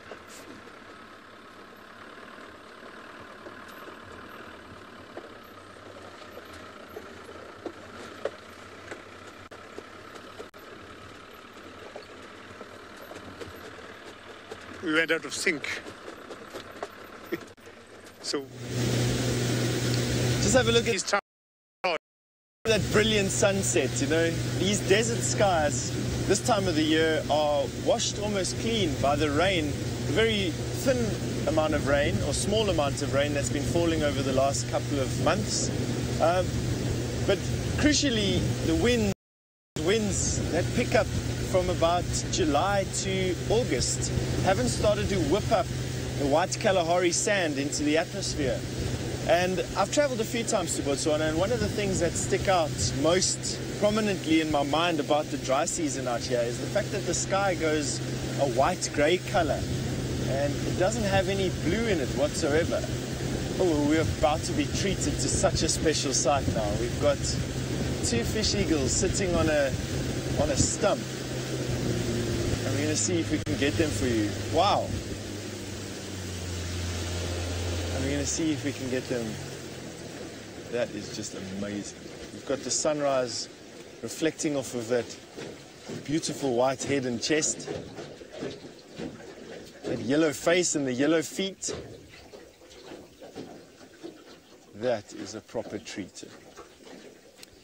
Gemma, you'd like to know who's driving a boat? Gemma, that's a very good question. Just there we go. And this other one's going to fly. And we got another one. Oh no, we got the Egyptian geese coming in. Wow, that is awesome. Gemma, we are very kindly hosted by a company called Kalahari Tours, and they have a brilliant guide called Kaiser. There he is. He's got a fantastic smile. Look at that. And Kaiser is a guide. He started off life guiding in Maun in the Moremi Game Reserve, and has moved over about 5 years ago from Maun all the way to the Chobe National Park, where he now does boat safaris and vehicle-based safaris in the Chobe National Park. And he's busy showing us and telling us all about this fantastic place. That is a herd of waterbuck. They're the common waterbuck or southern waterbuck, which basically ends its range not on this river. They go north to Zambia, into Zambia as well.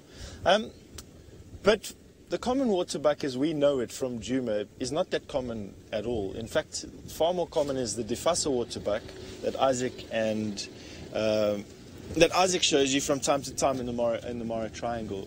The common waterbuck obviously has that big solid white following mechanism on their rump, and this is why they have it. So just have a look at this thickness of this grass here. These very thick grasses obscure the view just in a short space in front of anything, in front of your eyes, for lack of a better word.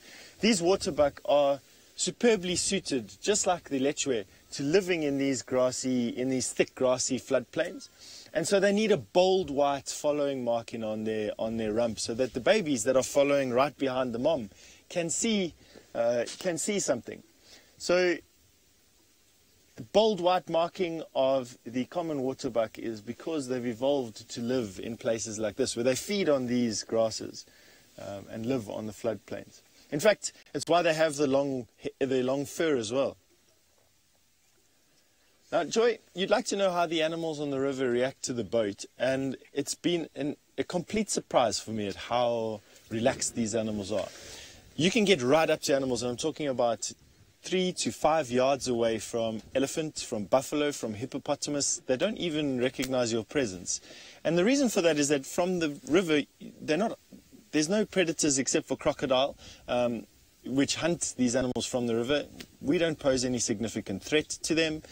We're not jumping up and down and making a lot of noise and disturbing them. And so they've just gotten used to the animals, the people, I was going to say the animals floating around in the river, although that's probably the best description of what we are. So we don't pose any significant threat to them, and so they don't really react.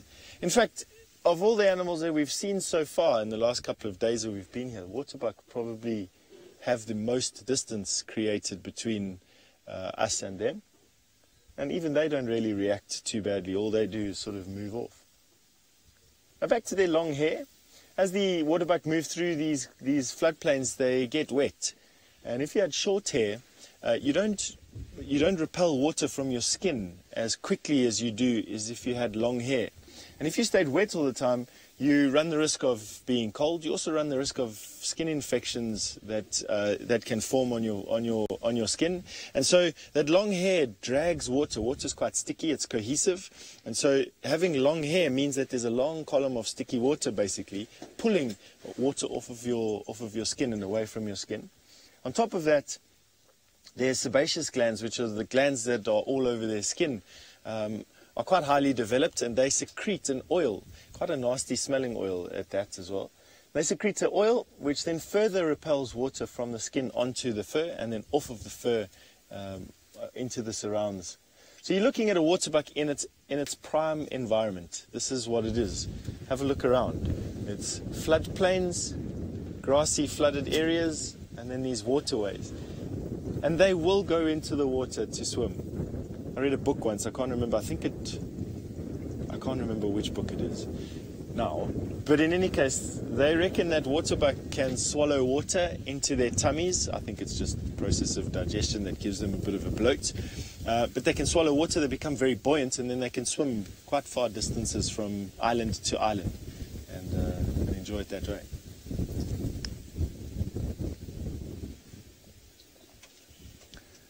All right, now I have no doubt that Steve has found something quite unique and intriguing to show you. Enjoy whatever he has to show you now.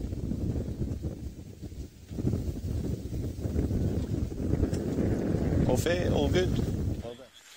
Well, I do. I have two things here, ladies and gentlemen. Well, the first one is the grass in the front that you can see by the shape of the sort of spikelets there, the little inflorescence. Once again, the shape is quite similar to the one I showed you before, the sawtooth lovegrass. Can you see that this is also a lovegrass? I'm trying to remember the name of this one in particular, and it's eluding me, but by the shape of it, I could easily go to a book and I'll be able to look in the lovegrass section underneath this exact type of family, and I will easily be able to identify which grass that is. Can you see the little thing, Sense? You see the shape of them, everybody. That's where I talk about how certain grasses and plants are all classified according to the way that they reproduce or flower. Okay, but anyway, we found something very, very cool, and I wonder if anyone out there, #SafariLive, can tell me what this is. We'll do a big reveal in a moment to tell you exactly what it is, but I just love the shapes and the colors and the sort of geometric patterns on there. It really, really is very, very pretty. And some of you might actually be quite surprised at what it is once I show you. I'll give you a clue. We found it on the ground. I don't think that's going to give them much of a clue at all, is it? That actually might lead you in the wrong direction. But #SafariLive, what is this? Very good. Well, while we wait for your answers, I'm going to turn around and I'm going to give this tree over here a hug. Michelle, it is not buffalo poo, but everyone should every day get involved and have a bit of a tree session, bit of a hug. I wonder if anyone's getting any clues, Senzo? Senzo, don't be naughty there. So this is a beautiful, beautiful tree. You should all take time in your day. I know Gigi's doing it quite regularly these days to hug a tree. Sandy, you say it's a dried log. Well, it is wooden, but it is not a dried log. I'll find another one for you. Another beautiful one. Get the light in the right angle. There we go. There's another one. How interesting is that? Sandy said a dried frog. It's definitely not a dried frog. It is wooden. This is wooden. I just love the shapes. Love the shapes. And, well, we found both of them on the floor. Everybody, a lot of you are saying tree bark, we weren't able to fool you, but isn't that so pretty? It is indeed. It is the flakes off of the marula tree itself, like that, where probably an elephant has come and scratched or scraped, and that bark itself will fall off. So inside of the marula bark, if we had to dig into this much deeper than what this this outer woody layer is. We actually get that nice red bloody part of the bark. That's a brilliant antihistamine. If ever you have a mosquito bite or you get stung by any sort of nettle, you can get right inside, and that beautiful red stuff inside. I'm not going to damage the tree to show you, but it works really, really well. It works almost immediately if you just dig in there, cut off a little piece and you rub it on whatever it is that's irritating you, and it disappears immediately. So I find that fascinating. But what a magnificent specimen we have here. Very, very nice marula tree. And well, we're going to continue on through the open here as our shoes continue to get very, very wet in the morning dew, and very wet and condensed. And it's that seasonal change that we're having here. This is a nice one. Since we've been looking for a really good one of these, it's now decided to open itself. And this is the wild sesame, which is such a beautiful plant. I've been looking along all the way, and most of them have been sort of the old pods or the old flower that has formed a seed. And here we've got a beautiful purple tubular flower, which is probably for a butterfly or a daytime sort of beetle. But there's definitely a UV signature in there that is designed for specifically attracting certain kinds of insects. These types of flowers might even be for a very small sunbird. You can actually have a look and see that the stem itself is quite rigid. The flower is lifted quite high off the ground, and there's a stem that a sunbird could easily sort of attach its feet there to, and makes the plant quite sort of elevated and allow them to pollinate the flower while looking for nectar. Well, anyway, once again, we're going to go back up to Chobe with Steph, who this time has come across a pod of hippos.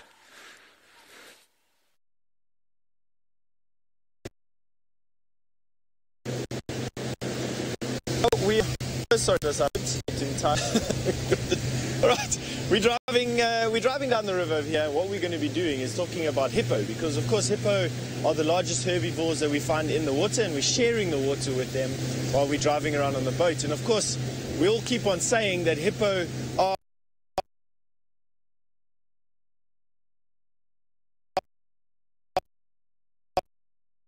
most African and kill more in Africa than the find.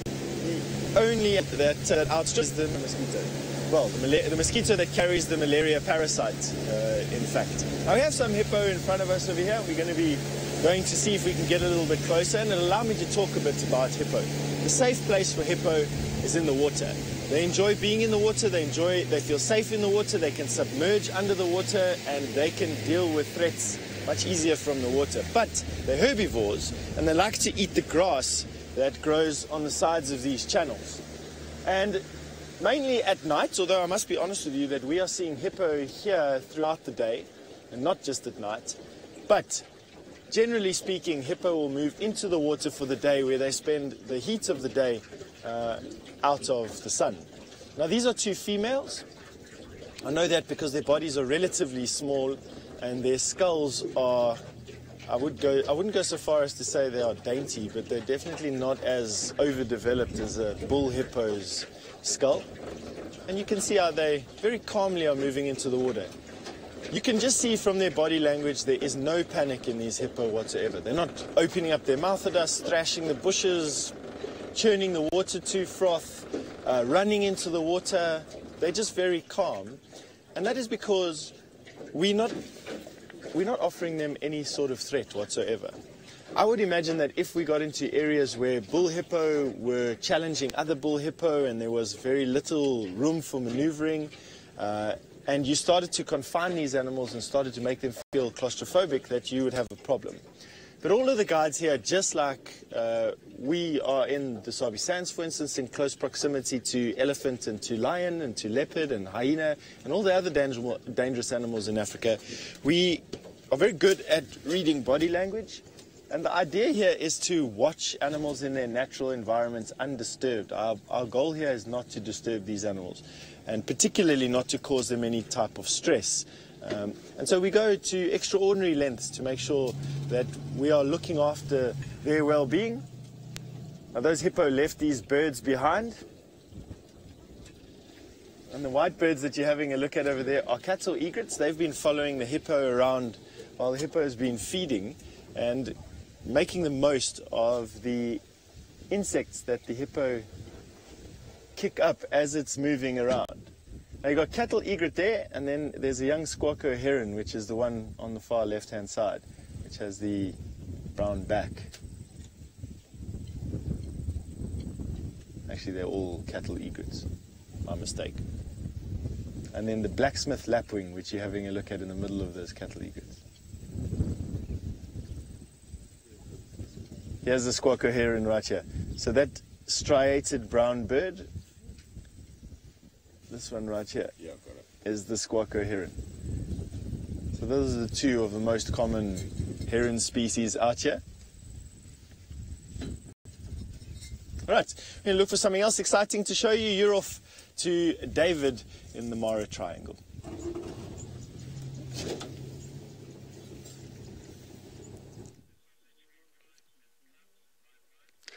Well, that river, Chobe, it's a very special river.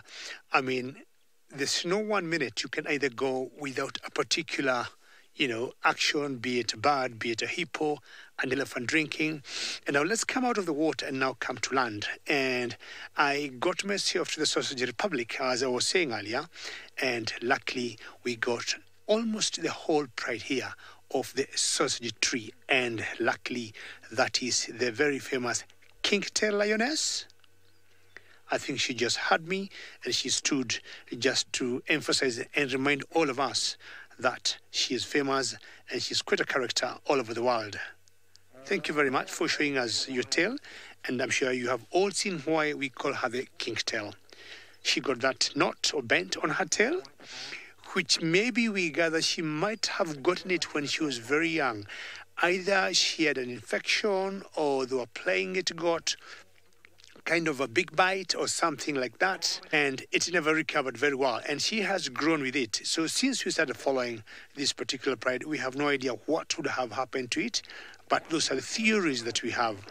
Now those are the mothers there, 3 of them there. Excellent.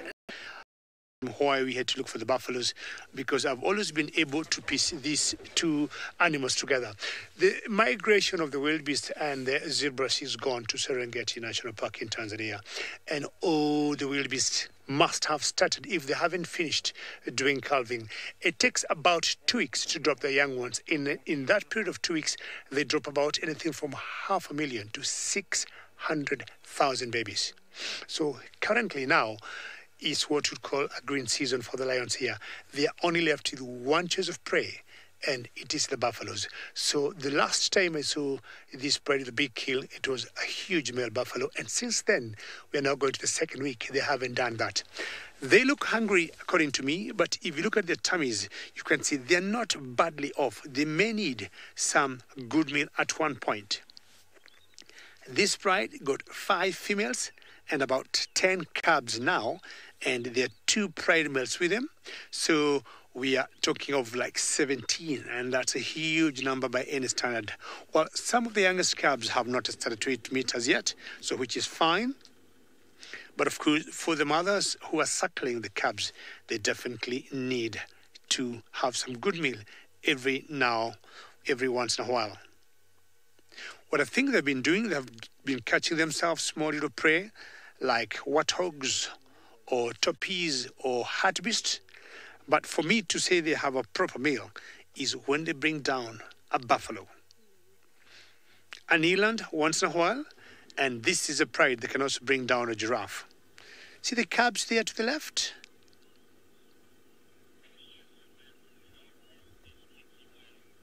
Samantha, very good question you're asking. How old is Kingtail? Samantha, I'll not tell you for a fact, but we think she could be anything 7, 8. We haven't been able to identify. Unlike, the leopards that we follow in Juma, for example, Samantha, we even had a birthday for Hosanna the other day. When we started following these lions 2.5, 3 years ago, we found Kingtail still fully grown. So my guess, Samantha, would be anything about 7 years old, but not sure for a fact. What we'll be able to tell you in future, Samantha, is the cubs that we have here. There's one particular female called Limpy. She got a cub who is about 5 months old. There's another female that got 2 cubs. I'm not sure they could be there that are 6 months. So along the way, we'll be telling you the ages of these cubs.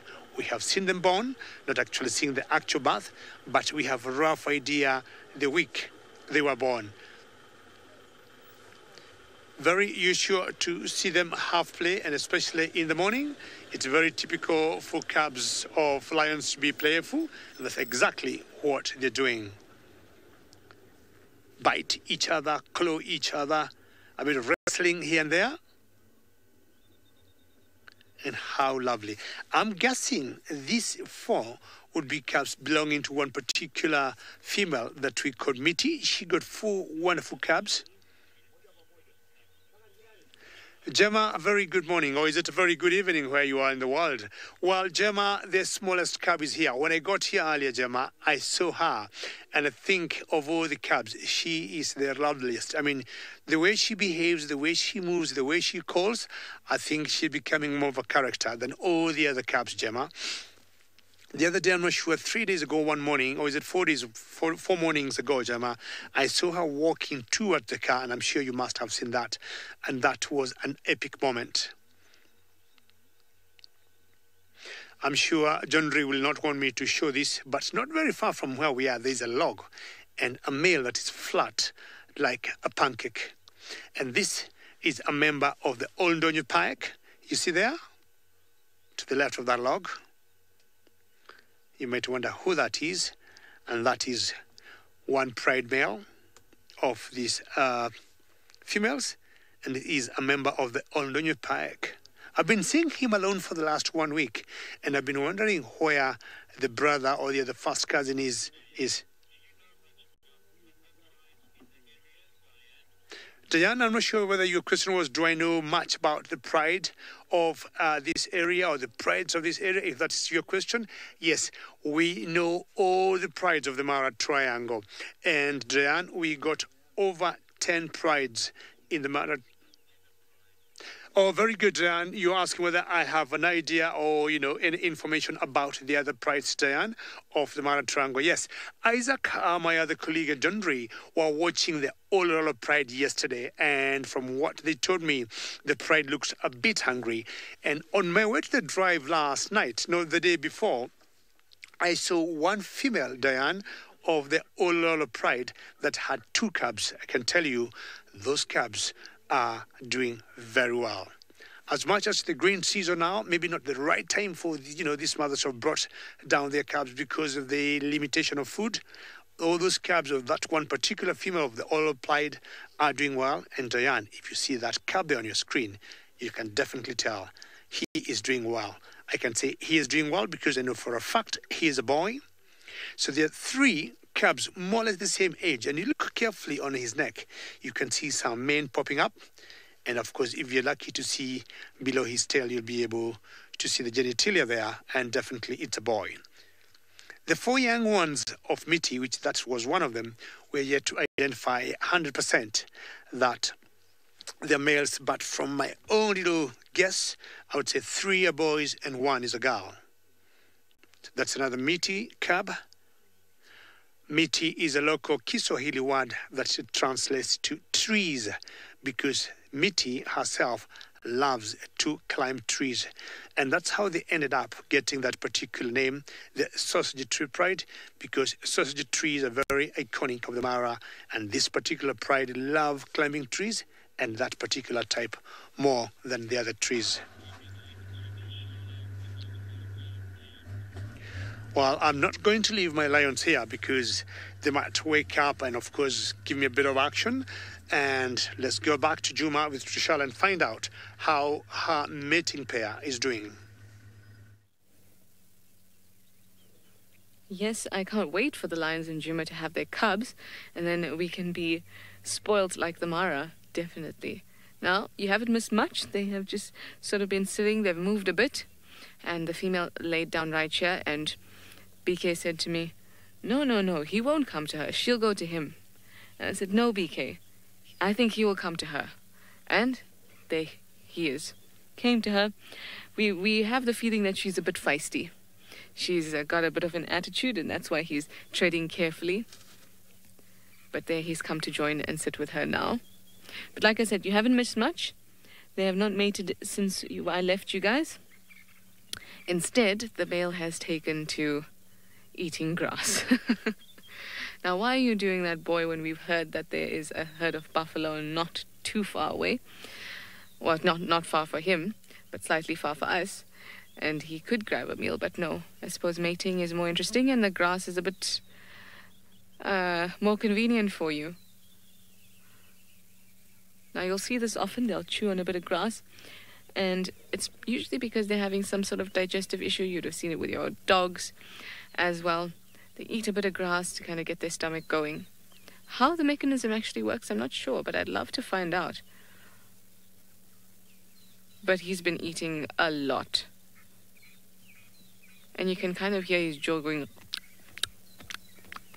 If you listen carefully, let's listen.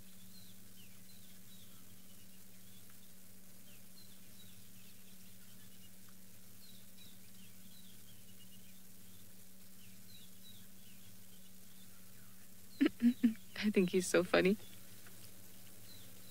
The sweetest things. So these two have been mating for a few days, apparently. Janet wants to know if the female has been identified yet. Not by me, but if you guys know who she is, if you've managed to get a nice screenshot of her or something like that and had a good look, please let me know, because I'd love to know. It's just every time she picks her head up and she puts it back down and I don't get a great view. So, and I know you guys take excellent screenshots, so if you have and you think you can identify it, please let us know. Use the hashtag SafariLive on the YouTube chat stream, because I would love to know which female this is. I really would.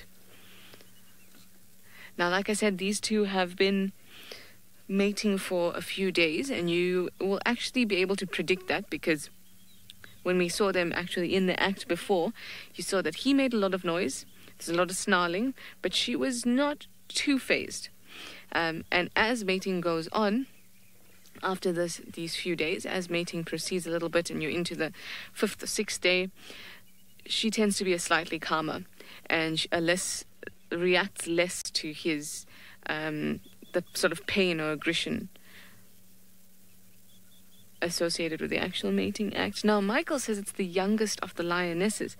That would be really, really cool. I hope that it is, and thank you for that, Michael. That would be quite nice. Then when I go home, I can see exactly, or read all about her. Actually, let's just have a quick read now. The youngest. I don't think the youngest has a name. But like I said, when it comes to naming, we usually name according to kind of features as opposed to actual names. Okay, so Michael says it's the youngest lioness.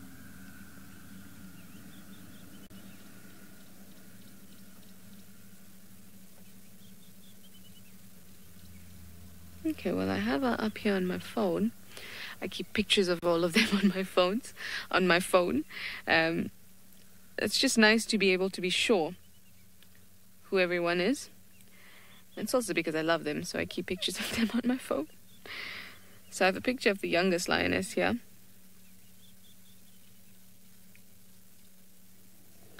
And I just want this girl to pick her head up again, so I can see clearly. Oh, you've also decided to take a rest now. You'll find that towards the end of the mating period for them, the male can get quite tired. But this is also the best time for reproduction, because it means that the days before, she was busy being, her ovulation was busy being induced, which means that maybe the last few days of it means that maybe there's an egg there ready to be fertilized. So this is probably the best time for mating, but it's also the time when they're most tired.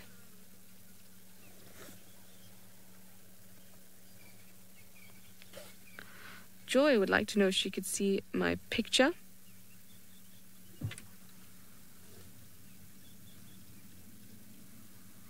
Just let me bring it up. So this is the picture I have of the youngest female.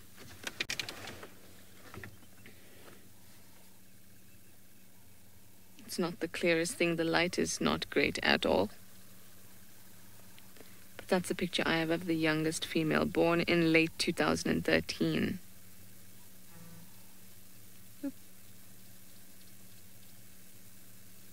There is another one of her there.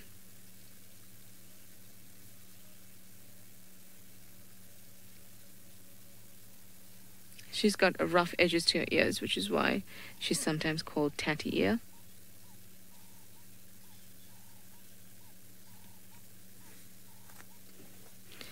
Very cool.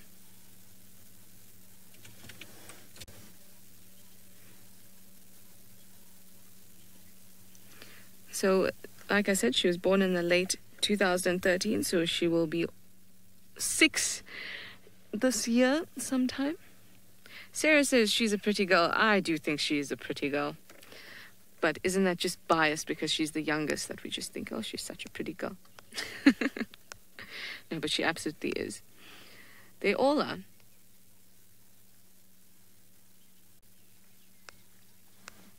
I think it was Michael. Michael said it was... Chris says she needs chocolates. I can't agree with you more, Chris. I think all us females need some wooing, and chocolate is definitely a tick of the wooing box, I must say. I'm quite a chocolate fan myself.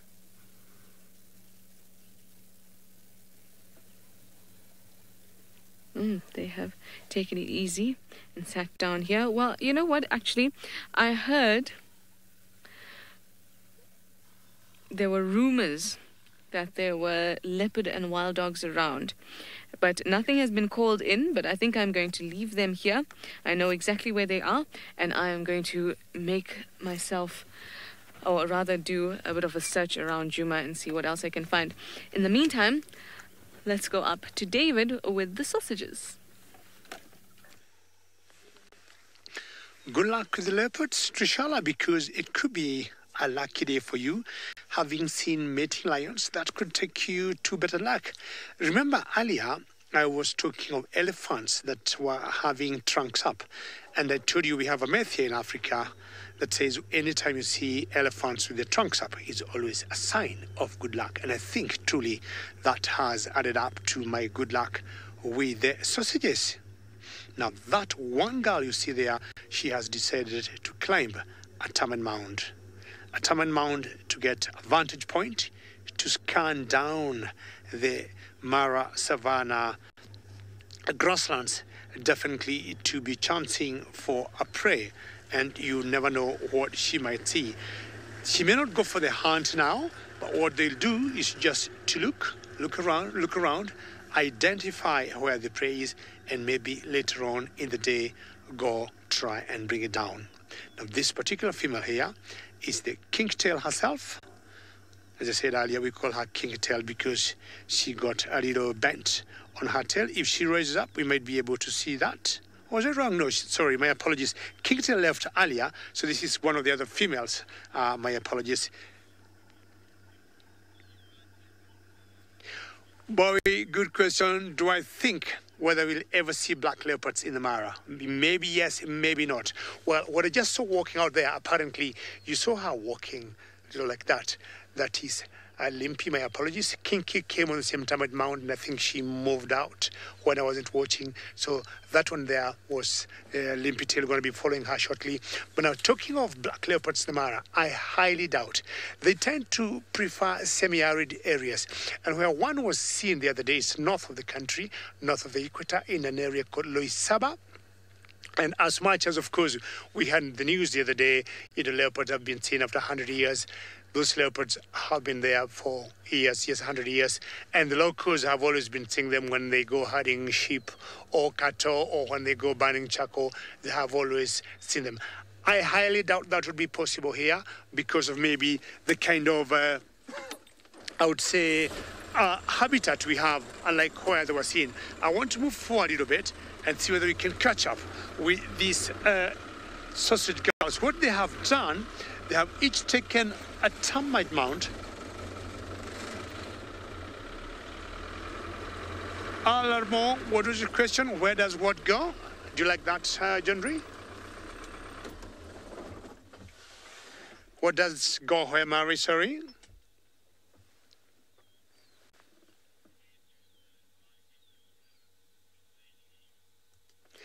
I think, good question. Larmo, you'd like to know where the lionesses will go when they leave. Not sure if they leave where they are now, but what will happen after they maybe narrow in on a particular, say, species or on a particular prey. And more often than not, this time around, they've been hunting buffaloes. They're going to go in little thickets. They're going to go into little bushes, some kind of vegetation that will give them some good cover for the rest of the day. I say good cover in the sense that because they have young cubs, they cannot afford to be out in the sun because of the cubs. Now, that particular female there, I told you that is limpy, and it's limpy because when I saw her cross the road, you saw her struggling to walk a little bit. And last year, when they were doing a bit of hunting during the migration, she might have picked a sprain on her ankles, and since then she has not recovered very well. It's always on and off. The times when you see her walking, she walks comfortably well. And she got one cub that's about 5 months old. From a distance, we got some buffalo somewhere, and I'm sure John Dre might try and show you. And Larmo, so that's what those lionesses are looking at currently. Thank you, John Dre. And John Dre is the camera operator this morning. And that is what could be the interest of these 5 girls of the Sausage Tree Pride. Again, as I said, having all the wildebeests and the zebras gone, they are only left with one choice. And for such a big pride like this, they can only hunt big prey. We're going to the second week now, and they haven't hunted. Not that I'm a little bit worried, but I think it should be any time today, tomorrow, they should be able to bring a big male down to be able to sustain these mothers who are suckling, because you've got 4 mothers here who have cubs, and all of them, apart from Limpy and the other mother, to have 6-month-old cubs. I mean, Kingtail, Meaty, I guess if Kingtail has 3 cubs and Meaty 4, they definitely need to suckle them. And by them to be able to do that pretty well, they need lots of meat. I highly doubt, like now, they may go for a hunt, but again, you never know. From my experience, I have seen this pride hunting in the evening. Emmy, how are you today? And I'll tell you, Kipuli, I saw Kipuli 3 weeks ago, Emmy, and what happened is I was driving in the middle of nowhere, and I didn't even think we'd see Kipuli, because Emmy, currently, the one male you saw there that is a member of the Old Donyo Pike male has a brother or a first cousin. And sometimes last year in October and November, they had a takeover and they pushed Kipuli and his 2 youngsters out. That's very normal for takeovers with lion coalitions. And we are not very sure if either of these 2 cubs, or 3 cubs, the big cubs, the 5 months cub and 6 months, if maybe their father could be Kipuli. That bit we don't know for a fact. But I would say 3 weeks ago, I saw Kipuli, and he was having one of other coalition member, and I did not know where that other member had gone. But even that other member that was Kipuli had a very big scar on the face. Well, let's move from the cats and go to the big mammals in Chobe River, because I think Steph got a small little baby elephant. I really battle sometimes, even though we've been doing this for so many years, I really battle sometimes to just understand what you've just done. You've just come all the way from Kenya, which is basically two and a half countries away, and instantaneously joined us on a boat safari here on the Chobe River in northern Botswana. And what we're doing is we are trawling the river, looking for interesting things to show you. And there's some hippopotamus just off on our left-hand side, well, on my right-hand side, there. And that looks like a female with her youngster, and then we've got another hippo just looking at us through the water lilies here. These are the lotus water lilies, as opposed to the blue ones, which are the blue water lilies. And that hippo looks like he's just lying up against the bank, resting after what was probably quite a stressful evening of feeding, territorial marking, defecating on every bush it could find. Ah, Dory, you'd like to know if there's any invasive animals or plants in Botswana? Wow, what a question. Dory, there are obviously some invasive plants, although we haven't been in this particular ecosystem for long enough for me to understand exactly what they are. Excuse me. From an invasive animals point of view, unless we're talking about domesticated livestock, which has had a dramatic effect on wildlife in some way or another, I would like to say no. But I think that's being fairly naive. I think it's just because I don't understand yet enough about this particular ecosystem to be able to answer your question sufficiently, Dory. So while I'd like to say that there's no doubt in my mind that there are some invasive plants carried in from one area to another by these waterways and also by just human expansion into these areas, I can't think off the top of my head, other than domesticated animals, exactly of an example to give you, no. Which is a good thing, let me say. I feel quite good about that. Ooh, Carol, you'd like to know if we see any frogs on these water lilies. Carol, most likely at night time here, the frog chorus would be deafening. There are a lot of frogs that occur here in this particular area. Of note are a frog that I'm just going to see if I can show you. Haul out one of these tombs that I've lugged all the way from South Africa and see if I can show you some frogs. This is an all-in-one book of this area, and I'm just going, there we go. So I'll tell you the frog that I want to see is the Angolan reed frog. Just have a look at that. Yeah, both of them. The one's a grey variety and the other one's the marbled variation. But just have a look at these frogs that occur here. Now, obviously with lots of water and lots of these water lilies and reeds, and we'll have a look at one of these water lilies in a second. And you get all of these different types of frogs. Of particular note would be the long reed frog. These are these two here. And then all the different varietals of grass frog, which I'm going to show you in a little bit.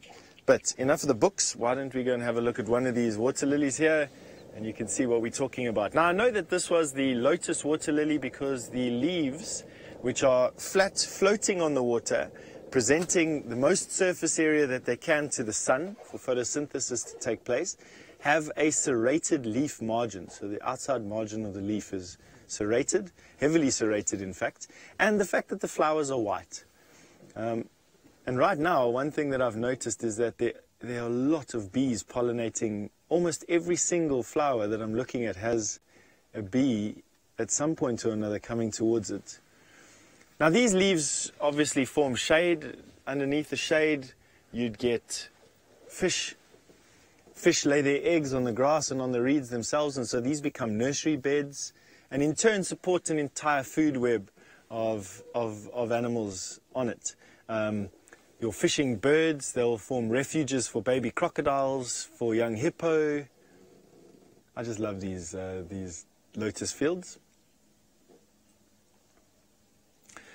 Jason, you'd like to know if you can see some of the fish. Jason, unfortunately, we have a policy at Wild Earth where we don't touch or catch anything, and that would extend to fish, fortunately for us and unfortunately for your question. But I can show you the fish that we get here. Once again, in this tomb that I have, they've described the fish, and you can see, we'll go through a couple of the fish that you find here.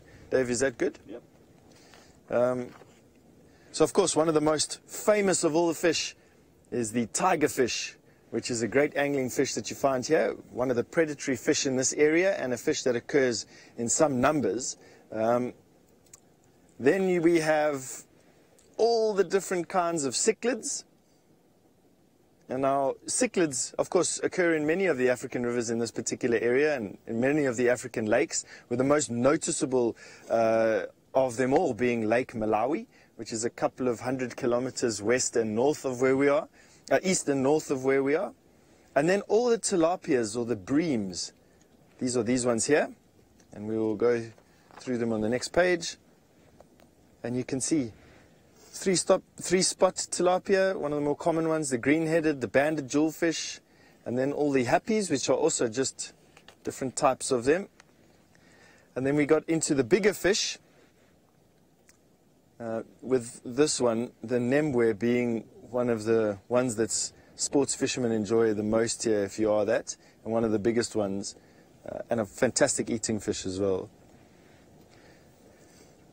But we're here just to view these animals, and unfortunately most of these fish are in these cloudy, murky waters. These are the catfish. Do you find... And then some unique fish in this particular area would be the bulldog fish, the dwarf stone basher, which are these ones here, these weird looking fish.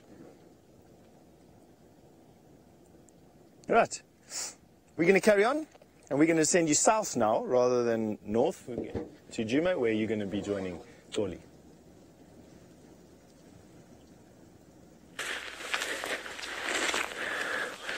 Hey, Uncle Steph, I'm not familiar with fish or any fish. What fish I know is this one that's well known, which is called the catfish. We have a lot at my place where I'm from, Siabuso, Wendebele. My name is Oli, and joining me behind the camera is Senzo Mkhize, the designer and the drawer, the writer, and he's like Mkhize. He's really talented. He's talented. So we exchanged the mic pack with Uncle Steve, with this beautiful walk we started this morning. So what's happening now is I'm on a Termite Mount. This place is so amazing because it gives you this position where we'd see from the distance. But I'm not here to talk about that. What I'm here to talk about is what you find inside here and what we use in my culture. What's happening is you can find up to 1 million, 1 trillion, or 1 billion termites inside here, because remember the queen can produce up to 50,000 eggs a day. It depends whether she's running short of the soldiers or the workers. And then if she's running short of the workers, he will produce more workers. If she's running short of the soldiers, she will produce more workers. So it also gives life to the plants you can find around here, the grasses, the shrubs and the trees. Most especially you can see the boa bean trees, the marula trees on top of this. And it gives life to the cubs, more especially the wild dog cubs. We can also see like the plonk, who's a hyena cub. Also the steenboks are known to stay in here in the dark. And the porcupine, that's why I'm having the quill here. This is a porcupine quill. This is modified hair. It's made out of keratin. This is what it's mostly used by these species. So in my culture, we use this thing when it comes to your kid. So what happens is when you have a child, let's say a child is or maybe you are a child with a single parent, more especially your mother. You are raised by your mother and your father didn't play any role in raising you. You come to this termite mound, not this one, but any termite mound you can find around your place. What you do is you have to go there and then talk to your father's ancestors, because you're not allowed to talk to your ancestors at your mother's yard or mother's home or house. What you do is you kneel down. You bring a snuff, you know your snuff, something that makes you to sneeze, a snuff and a traditional beer. What you do, you come here, you mix them. You mix the snuff and traditional beer and you make something like clay. What you do is, after that, talking to your ancestors, your father's ancestors, you talk whatever you want to talk, maybe you're asking for luck or asking to meet your dad someday.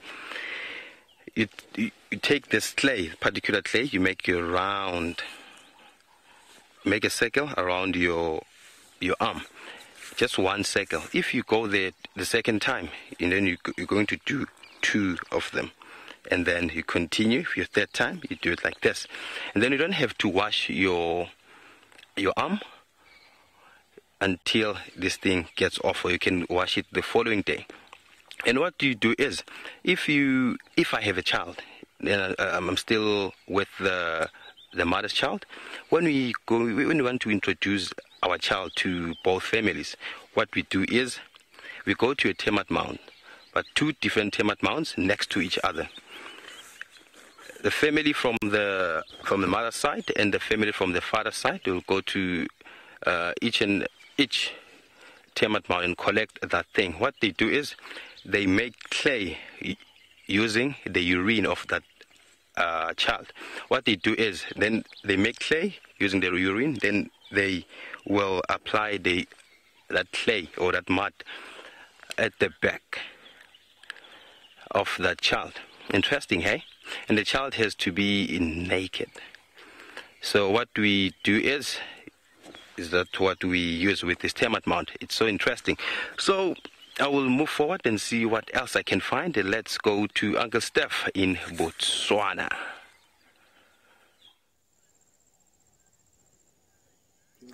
You know, not every story that we have out here is about beautiful lotus fields and gorgeous sunrises. Sometimes we are witness to some tragedy, and we think what we're seeing here is one of these moments. Now, we don't really know what's going on. We're just guessing at this particular point, but we thought that it would be nice. Well, we thought that it would be worth sharing with you, not nice sharing with you. What you're looking at there is a young elephant, which is turning around in a clockwise fashion and hasn't stopped doing so for the last 10 or 15 minutes and hasn't moved very far.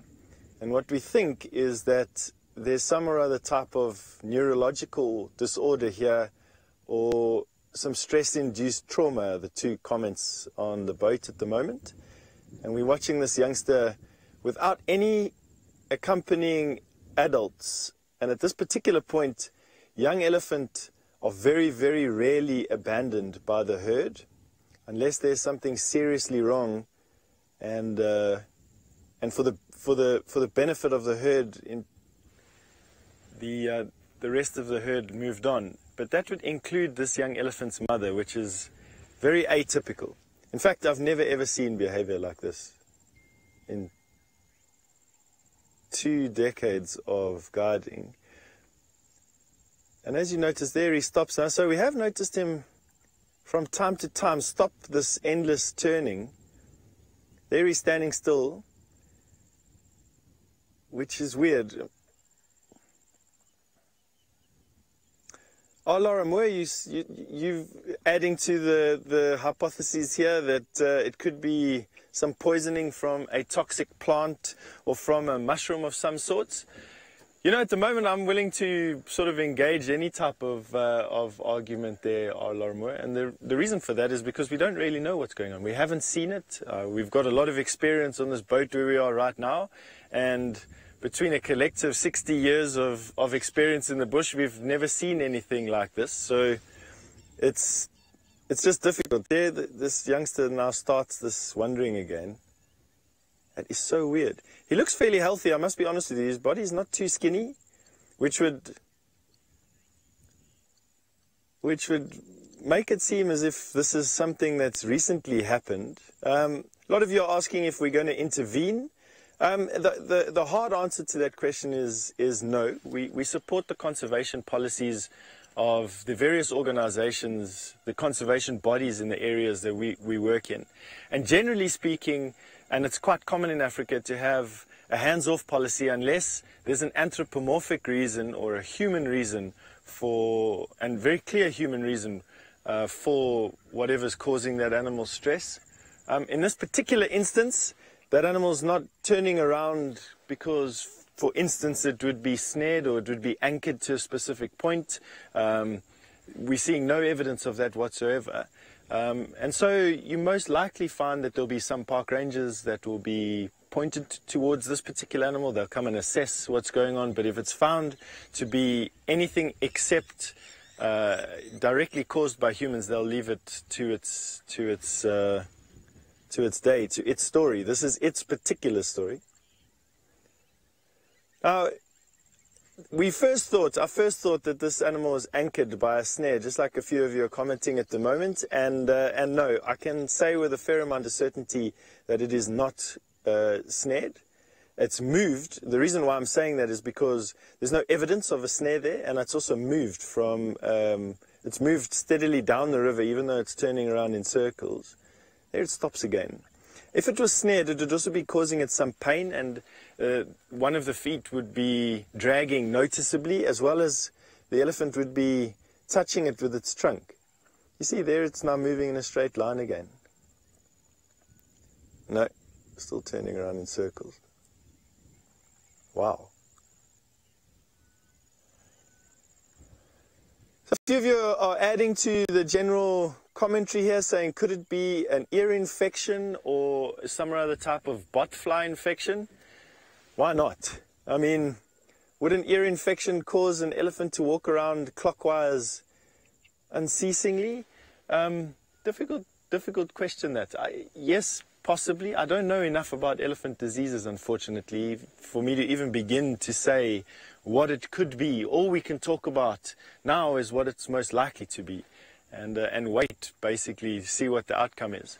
In huge wilderness areas like this, and to a degree, this is even wilder than what the Kruger would be, or the Mara Triangle for that matter of fact. And I say that because Botswana's wilderness areas are not just limited or confined to a particular area. The Kruger National Park, for all its vast expanse, is fenced, and the Mara Triangle is hemmed in by a very large population of people. The Chobe National Park is basically a refuge in the middle of a wilderness area that is as big as a country. And it spans wilderness areas in Zambia and Namibia that are unfenced and have very low populations of people.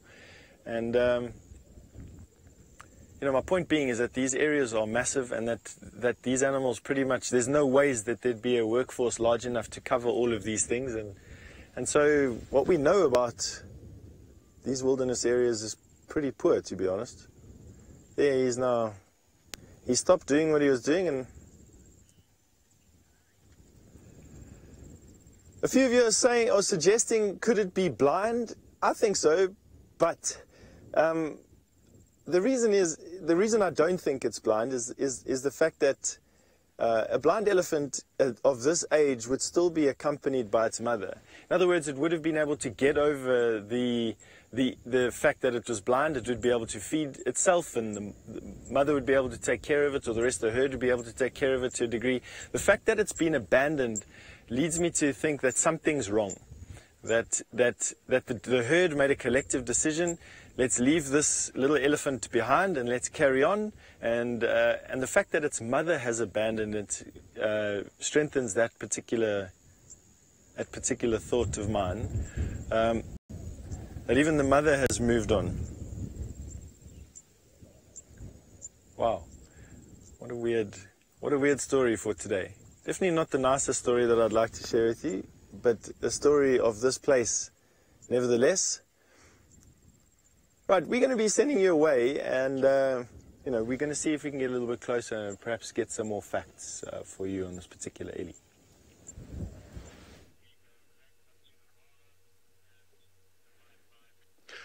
Welcome back to the Mara one more time. And I can tell you one thing I know. Steph has had elephants for a very long time, and he knows elephants backwards. What I'm saying is, I'm sure before the end of the day, he might come up with some very good theories of what could be the possible predicament of that particular Eli. I mean, we could have so many theories, but I'm sure he is going to narrow them into facts that we can count on. Now, we got our very sleepy lioness here, and I think this is Limpy. She was the last one to cross the road from where they were, and everybody else has moved down, a little down. It's getting a bit warm, but they have stuck on top of these Taman Mounds because I got a feeling they need to hunt.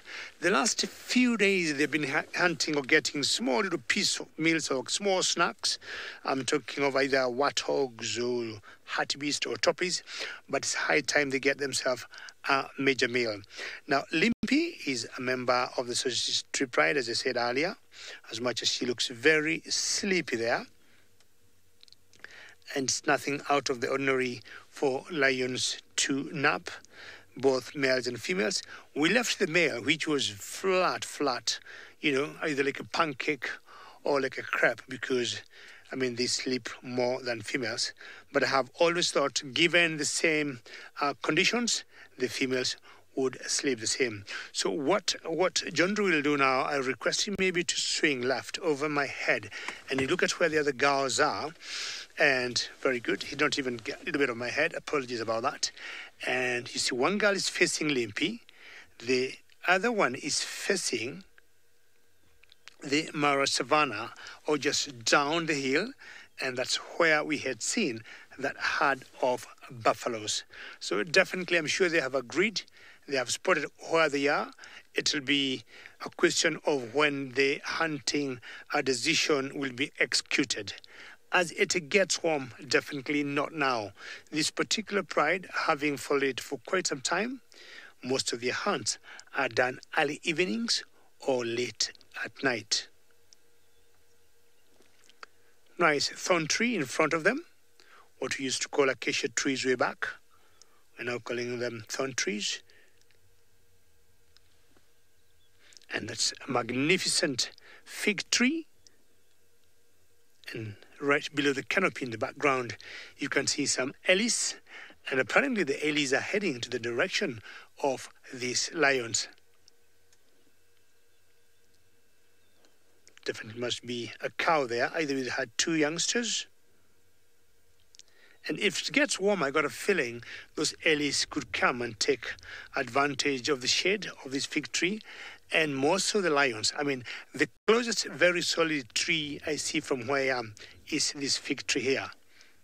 So if it warms up a little bit more, which I think will happen, between where they are and the place I was telling Lara Moore they might go to get some shade is quite a distance. I'm talking of maybe close to a mile.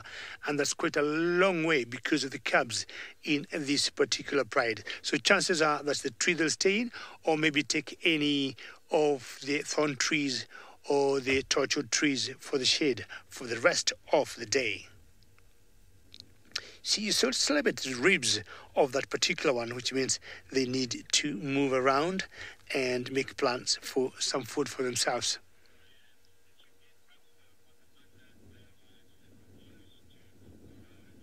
Diane, very good question. Yesterday morning, Diane, I saw some 4 cubs. Well, let me call them 4 youngsters that were just by the road, and they were next to one member of the Old Ndonyo Pike. My guess is when we call that particular male the Old Ndonyo Pike, before that coalition moved in here, they had another pride of females that we'll call the Old Ndonyo Pike. And they shifted and left that particular pride. And they came and they took over from Kipuli and his 2 youngsters. Now, those cubs, I'm very convinced that that member we saw there, that is their daddy, that is their father. And what would happen is, either the females or where the native group they come from, they're not doing very well in terms of hunting, and they're just trying to sneak in and find out if the STP girls or the Street Pride girls would have made a hunt. That was yesterday morning, and I haven't seen them again today. And they're so very close to that particular male, which would tell me definitely he was the father. They were getting to an age which I would say almost getting to 2 years. I'm sure, Diane, you saw from the size of the men. And that's an age where ideally the pride males or the dominant or the coalition members will not want the boys close to them as they get to puberty. They'll want them out of the pride. And for them to have the courage to come so close to that male, it will definitely show, to me, some kind of biological connection between the 4 youngsters we saw and that particular male. This morning, they are nowhere. I haven't seen them. Isaac also did not see them last night. But definitely they came from the Old Ndonyo Pike Pride. So from where I am, if you look 12 o'clock, the next territory is for the Old Ndonyo Pike. Romet, how are you today? And always a pleasure to hear your name, Romet. And you're asking if there's any prey close to where I am. Yes, I can count quite from a distance about 50 strong herd of buffaloes. There are about 50 buffaloes, and I'm sure, Robert, you know, these lions here, they have a speciality of bringing down buffaloes. So I'm very convinced, and I've said that I think a few times today, between today, tomorrow or the day after, we'll be seeing a buffalo brought down. It's 2 weeks now, going to 2 weeks, since they last had a proper meal. And again, with 4 females, with about 10 cubs, they definitely need to bring a big prey down. So just a matter of time before they bring a buffalo down. We'll have a quick look at these lionesses, because if John is going to frame them, we have the lions there, and what they're doing, they're looking at the ellis in front of them and not sure if they're deciding who's going to take the shade of the fig tree. Once in a while, we have had cases where lions have brought down elephant babies. The same place they saw the black leopard, that's Loisaba, north of Kenya. There's another game reserve that's called Samburu Game Reserve, the Buffalo Springs Game Reserve. We have always seen cases of lions there bringing down baby elephants, because prey there is a bit limited. There used to be so many buffaloes there, not as much. And the type of zebras that we have there, that's called the gravy zebras, the numbers have been massively coming down.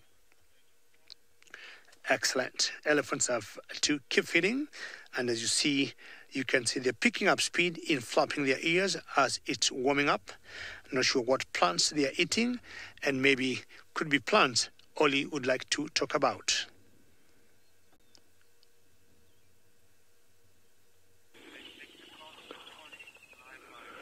Gitu, I've also never seen, lions putting down an elephant, but I've heard that there are occasions where the lions killing an elephant. So here we are next to tracks and signs of the small antelope we can find in here, which is called a steenbok. You can see the disturbance. It was feeding on tubers, the roots, the softer roots of the grasses. Sometimes what it does, it hides the droppings from the predators. They do this because they don't want to be smelled by predators. So that's what they do. But here I've searched and searched, I've looked, there's nothing. So that's why I thought that they were only digging for roots or tubers. Why I said it's a steenbok, it is because of this track you can see right here and the sharp edges here, because you know a steenbok has a sharp hoof, and then a common duiker has can say a blunt hoof, and then also the size tells that this is a steenbok. So I'm holding this. It's called an Combretum apiculatum, one of the Combretums you can find here. And then this is a tree where, you know, these trees are so important and they play a vital role, because you can use this trunk or its bark to make wooden spoons or wooden plates. It has this bark or wood that is resistant to termites or ants. So what I did with this tree over here, I've applied the powder that you find in these leaves on my face, because I was sweating before my first segment. I was sweating, so it acted as, let me do this, it acted as a powder that prevents my face from sweating. You know, if you crush these things in your hand, it produces this yellow like powder. Then you have to apply this on your face. Apply this on your face, so you won't sweat. Nice one. The bush can give you whatever you want to get. So we have a lot of Combretum we can find here. We have the russet bush willow, you have the red bush willow, you have the large fruited, and the variable bush willow. They all can produce this powder-like thing, but I only prefer these ones, is apiculatum, because the powder, it produces the powder faster than the other ones. Let me move forward. We have the grasses and the trees all over the place, and this is one of the Combretum you can find here. This one over here. So while So while I was talking about the elephants, let's go to Steph in Botswana with the baby elephant. Arden, we're back with this. We're back with this tragic story here on the banks of the Chobe River in northern Botswana, where we have a young elephant that is what seems to be without his herd. Whether he's been abandoned or is lost, it's difficult to say. We just don't know enough. But what is apparent is its constant circling in a clockwise fashion. Every now and again it stops, and every now and again it walks a few paces and then resumes this endless circling. And there's a lot of theories at the moment that are going around. Currently the most plausible would be some type of neurological disease or a seizure of some sort, or an ear infection, which seem to be the three that we are discussing most here. What is intriguing at the moment is the fact that it is alone, and although it's not skinny, but it's not in the best of health, but it's also not starving. So it would seem that this is fairly recent, although we are no veterinarians, and we definitely are not animal experts or scientists in any way. All we're doing is we're observing this and then talking to you about it. But as you can see, they're very apparent circling in that clockwise fashion. It's quite sad to see, actually. It's not as disturbing for me as seeing a kill, but it is, it is quite tragic. I mean, the elephant, the bond between mothers and babies is very strong. The bond in a herd structure is very strong. And for a baby like this to be without a mother is very unusual. They just don't, they're within sight and contact of their parents and the rest of their herd constantly for the first 5 years of their life. And this baby is about 2 years old or so. Now Chris says that deer and moose, which are North American animals, get a parasite and then wander around aimlessly in circles like this as well. Could it be a parasite that's all of a sudden manifested and recently created this issue? Absolutely. I mean, why not? I don't know enough again about the diseases and the problems that elephant can get. And because I would imagine that in this particular environment, this condition is relatively short-lived. Either they'll get over it, they'll die, or they'll get eaten by something. It's very difficult to observe behavior like this. So what we could be witnessing is something that's fairly common, but because it's short-lived, it hasn't been witnessed before. We've got about 60 years worth of collective observations on African wildlife just in this boat. And we've never seen anything like this as well. So I have no reference as to what this could possibly be. So, Ravinda, you're asking if we can see any predators nearby, and since we've seen this this elephant, we've been looking, Ravinda, and we can't see any. It's not to say that there aren't any in the thickets on the other side of the bank. But we haven't managed to see any. Of note here is the fact that when we were here yesterday afternoon, so at sunset yesterday, on this particular bank, we could hear elephant trumpeting wildly. And for most of the game drive yesterday, there was a slightly older elephant rushing up and down the bank, trumpeting for hours.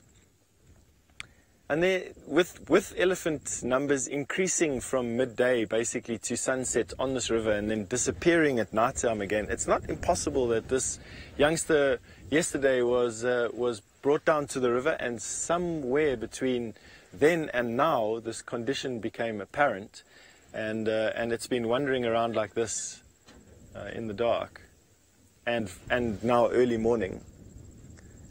Something about that behavior tells me that it's not going to be long for this one. There's a baboon back left of the elephant, just coming out of the tree line, and that says to me, Rabinda, that there's no great predators there. That baboon would have definitely shouted at a predator. All right, we need to go and get cheered up a little bit, I think, and to help you along the same course, we're going to be sending you to David with some baboons.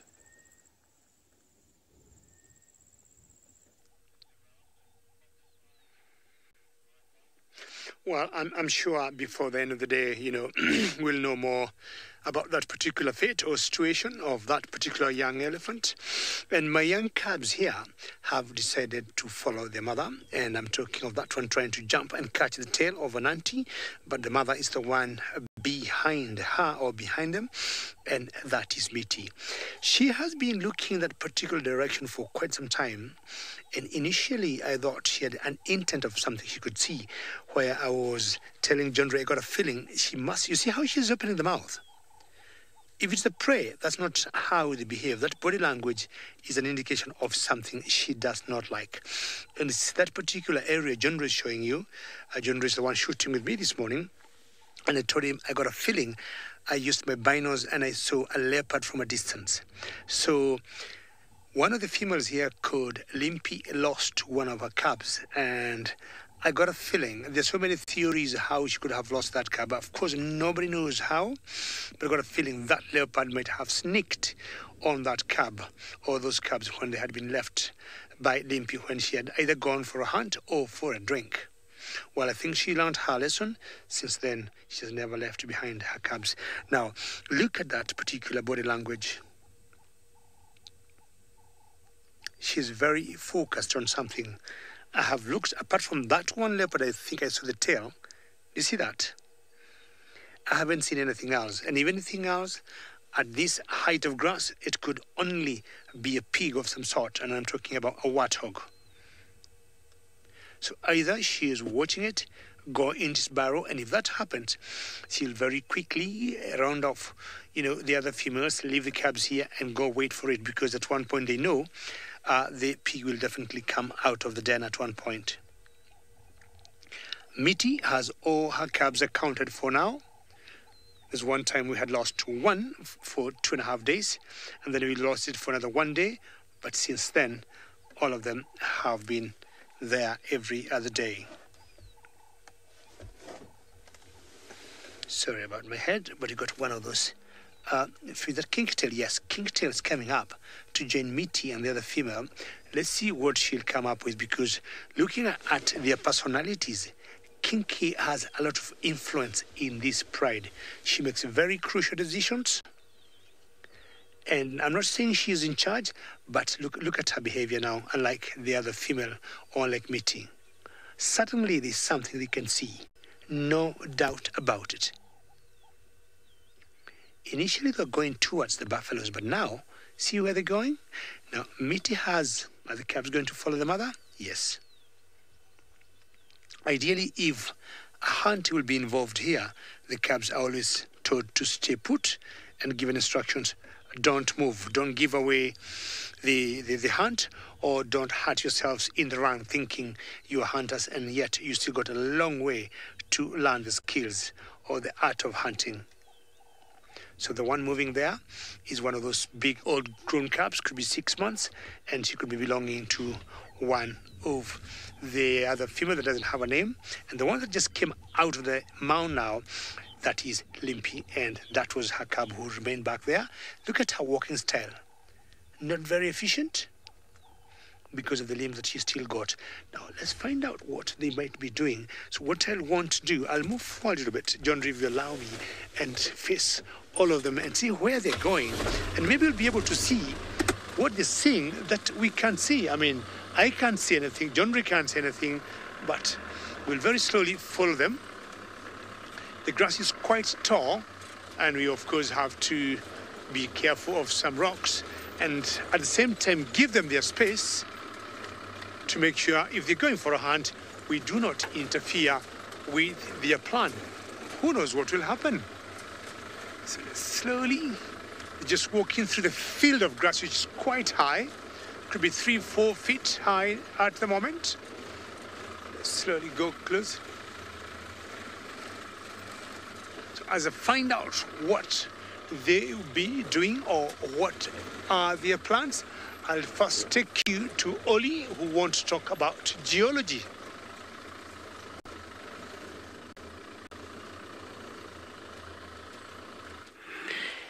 Kitu, you don't know what the lions are looking at, but I know what my frog is looking at. It's looking at me straight into my eyes.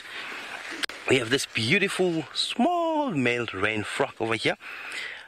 I also have a tongue from an impala. So I just want to put this tongue next to this frog and see and see the size between this dropping and this frog. The females are bigger than these ones. They can't hop or jump, they only walk because of the formation of their hind legs. And I've seen them clasping on the female. It looks so funny because they have to grab. Well,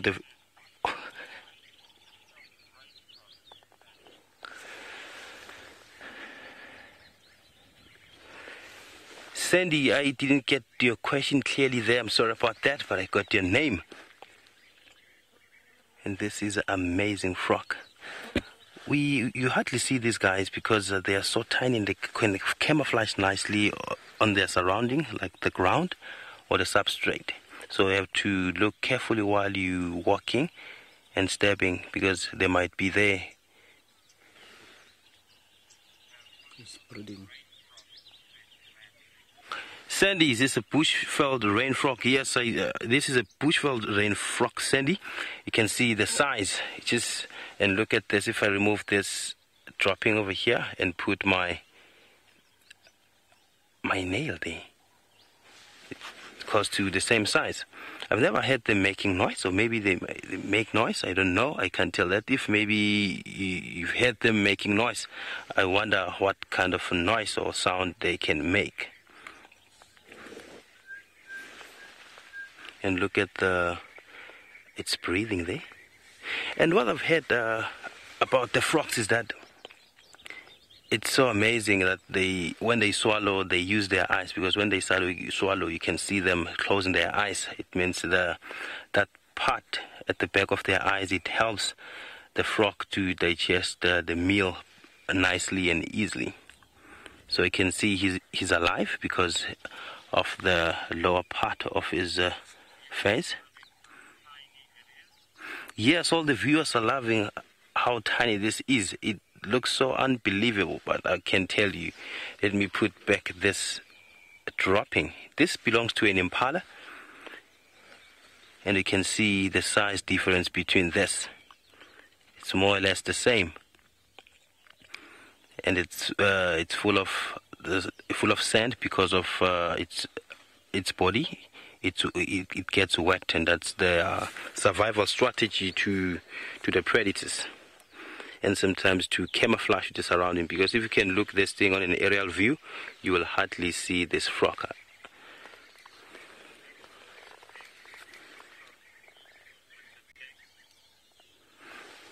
Mr. Tech, what do these frogs eat? I really don't know about that, but I will take a guess about that. I'm sure smallest insects you can find in this place, because the size can tell you that these things, they can't eat a praying mantis. They can't eat like the big termites or big what's that? Cockroaches. But I think they eat the smallest insects you can find in this place. That's my guess. But I will look that up and see what these guys eat, because I've never seen this guy feeding. The only time I see these guys, I only see them while they're walking around or mating.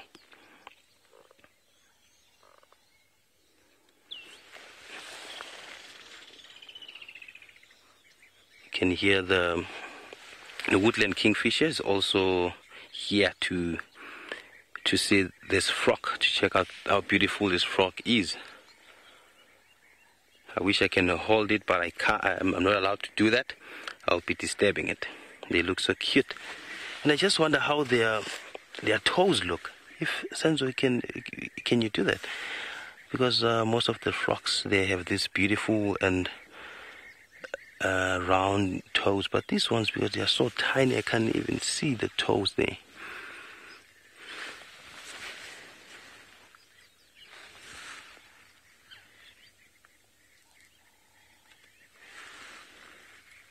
Yeah, I'm checking out the toes or something. They're nothing, the way they're so tiny.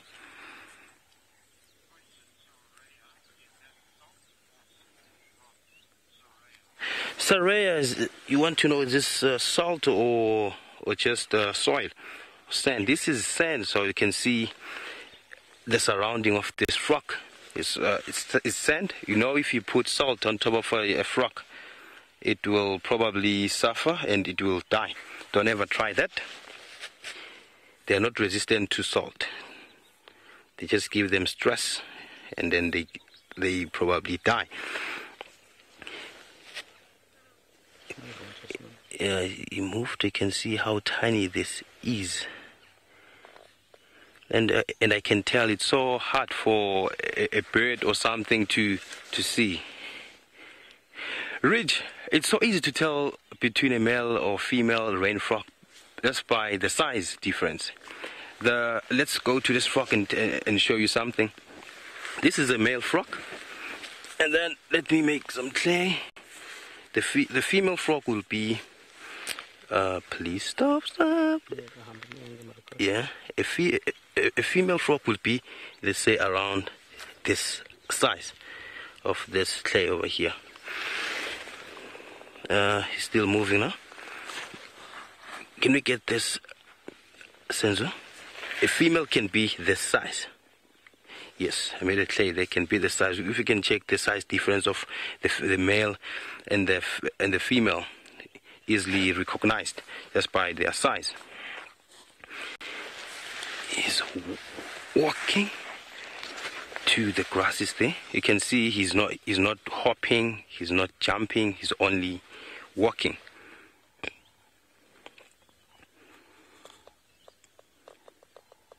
This is indeed magic. And we will see more of these guys because we had plenty of rainfall previous days. So yes, I'm also loving it, and the viewers are loving the way this frog walks. If you can check it from the back side while it's walking, so let's get a back view. Let's go on the other side and see how it walks. And in most cases, the frogs, normally the females are much larger than the males. That's it's scratching himself there. Females are larger than the males. That's why when they have to mate, they have to clasp on top of the female. And it's so confusing that why these males have to be smaller than the females, and while the females they lay their eggs outside of their bodies. So let's leave this rock while it's foraging or looking for a mate and go to the Mara with David.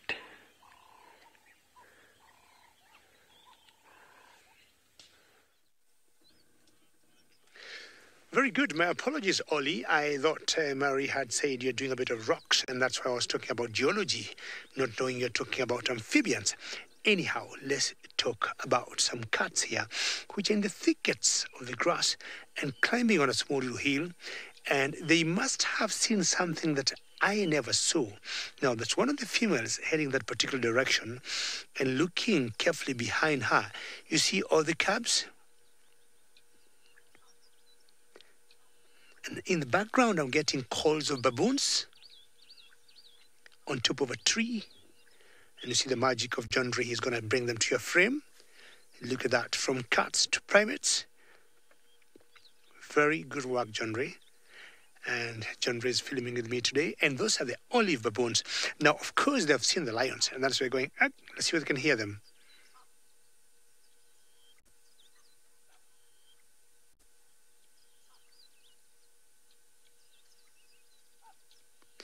They're there, just calling. They can definitely trust the lions.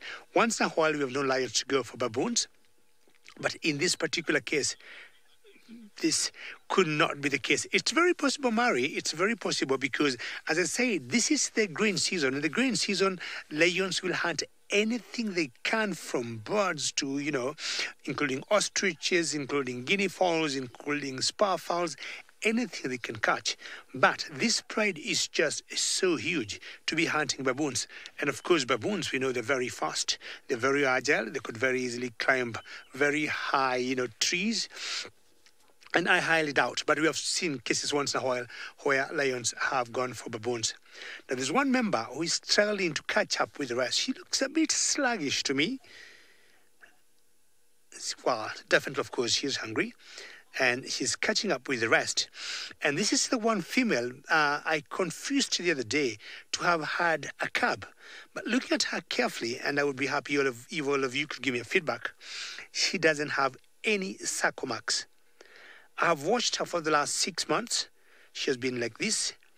I have not seen her mating with any male, and I have not seen a swollen belly in her. So the other day, for the very first time, when you saw the kingtail cubs, she was the one who was more concerned than anybody else. And we thought, 1 minute, would she have mated and we never saw? Did she remain with the same, tummy without getting bulgy and carrying a small cub, one cub and never saw? And if she was a first-timer mother, then one cub would make a lot of sense. Mothers who give, birth for the first time, they'll either give birth to one cub or two. But kingtail, meaty, older mothers, experienced mothers, 3, 4 cubs, like Meaty, who has 4 at the moment. And the baboons are still alarm calling. Oh, she has had some good rest there. Or chances are, maybe that particular day, she was babysitting, because that time we saw kingtail's cubs, kingtail was nowhere in sight. So my guess was kingtail, being the older female here, being the leader here, or the pathfinder, had given her clear instructions. Take care of my cubs until I come back. And I only guess most likely kingtail could have gone to source some food for herself.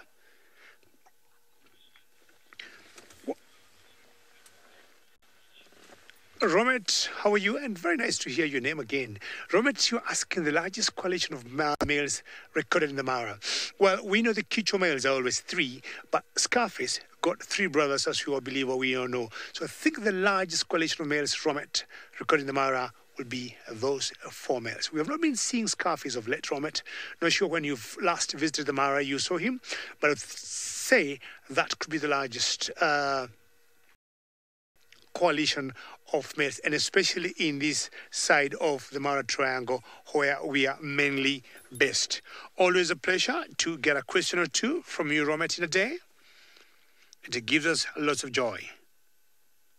Now, these lions have decided to lie in the grass.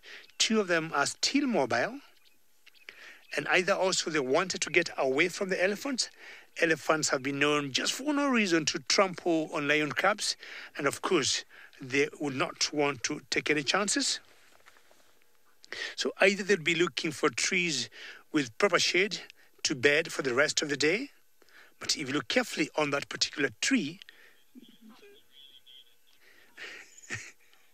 Nana, you say these lions need a buffalo meal. And I can tell you, Nana, you are 100% correct. Because their main specialty for the last, I would say, few years, Nana, they have always gone for buffaloes.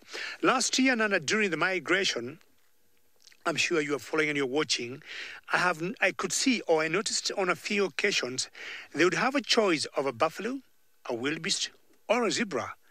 And they would choose to go for a buffalo. And then I'll tell you, even before the 2 coalition males that came to join them to be the pride males came in, and before they overthrew Kipuli and the other 2 youngsters, even without the males, very many times, Nana, I've seen these girls on their own subduing and bringing down a buffalo.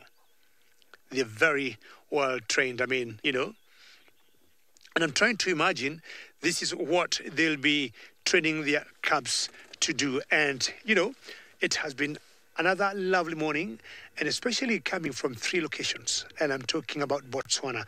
Personally, I'm very excited. I've been to Botswana many times, and where Steph is very jealous, imagining I was, with him on Chobe River.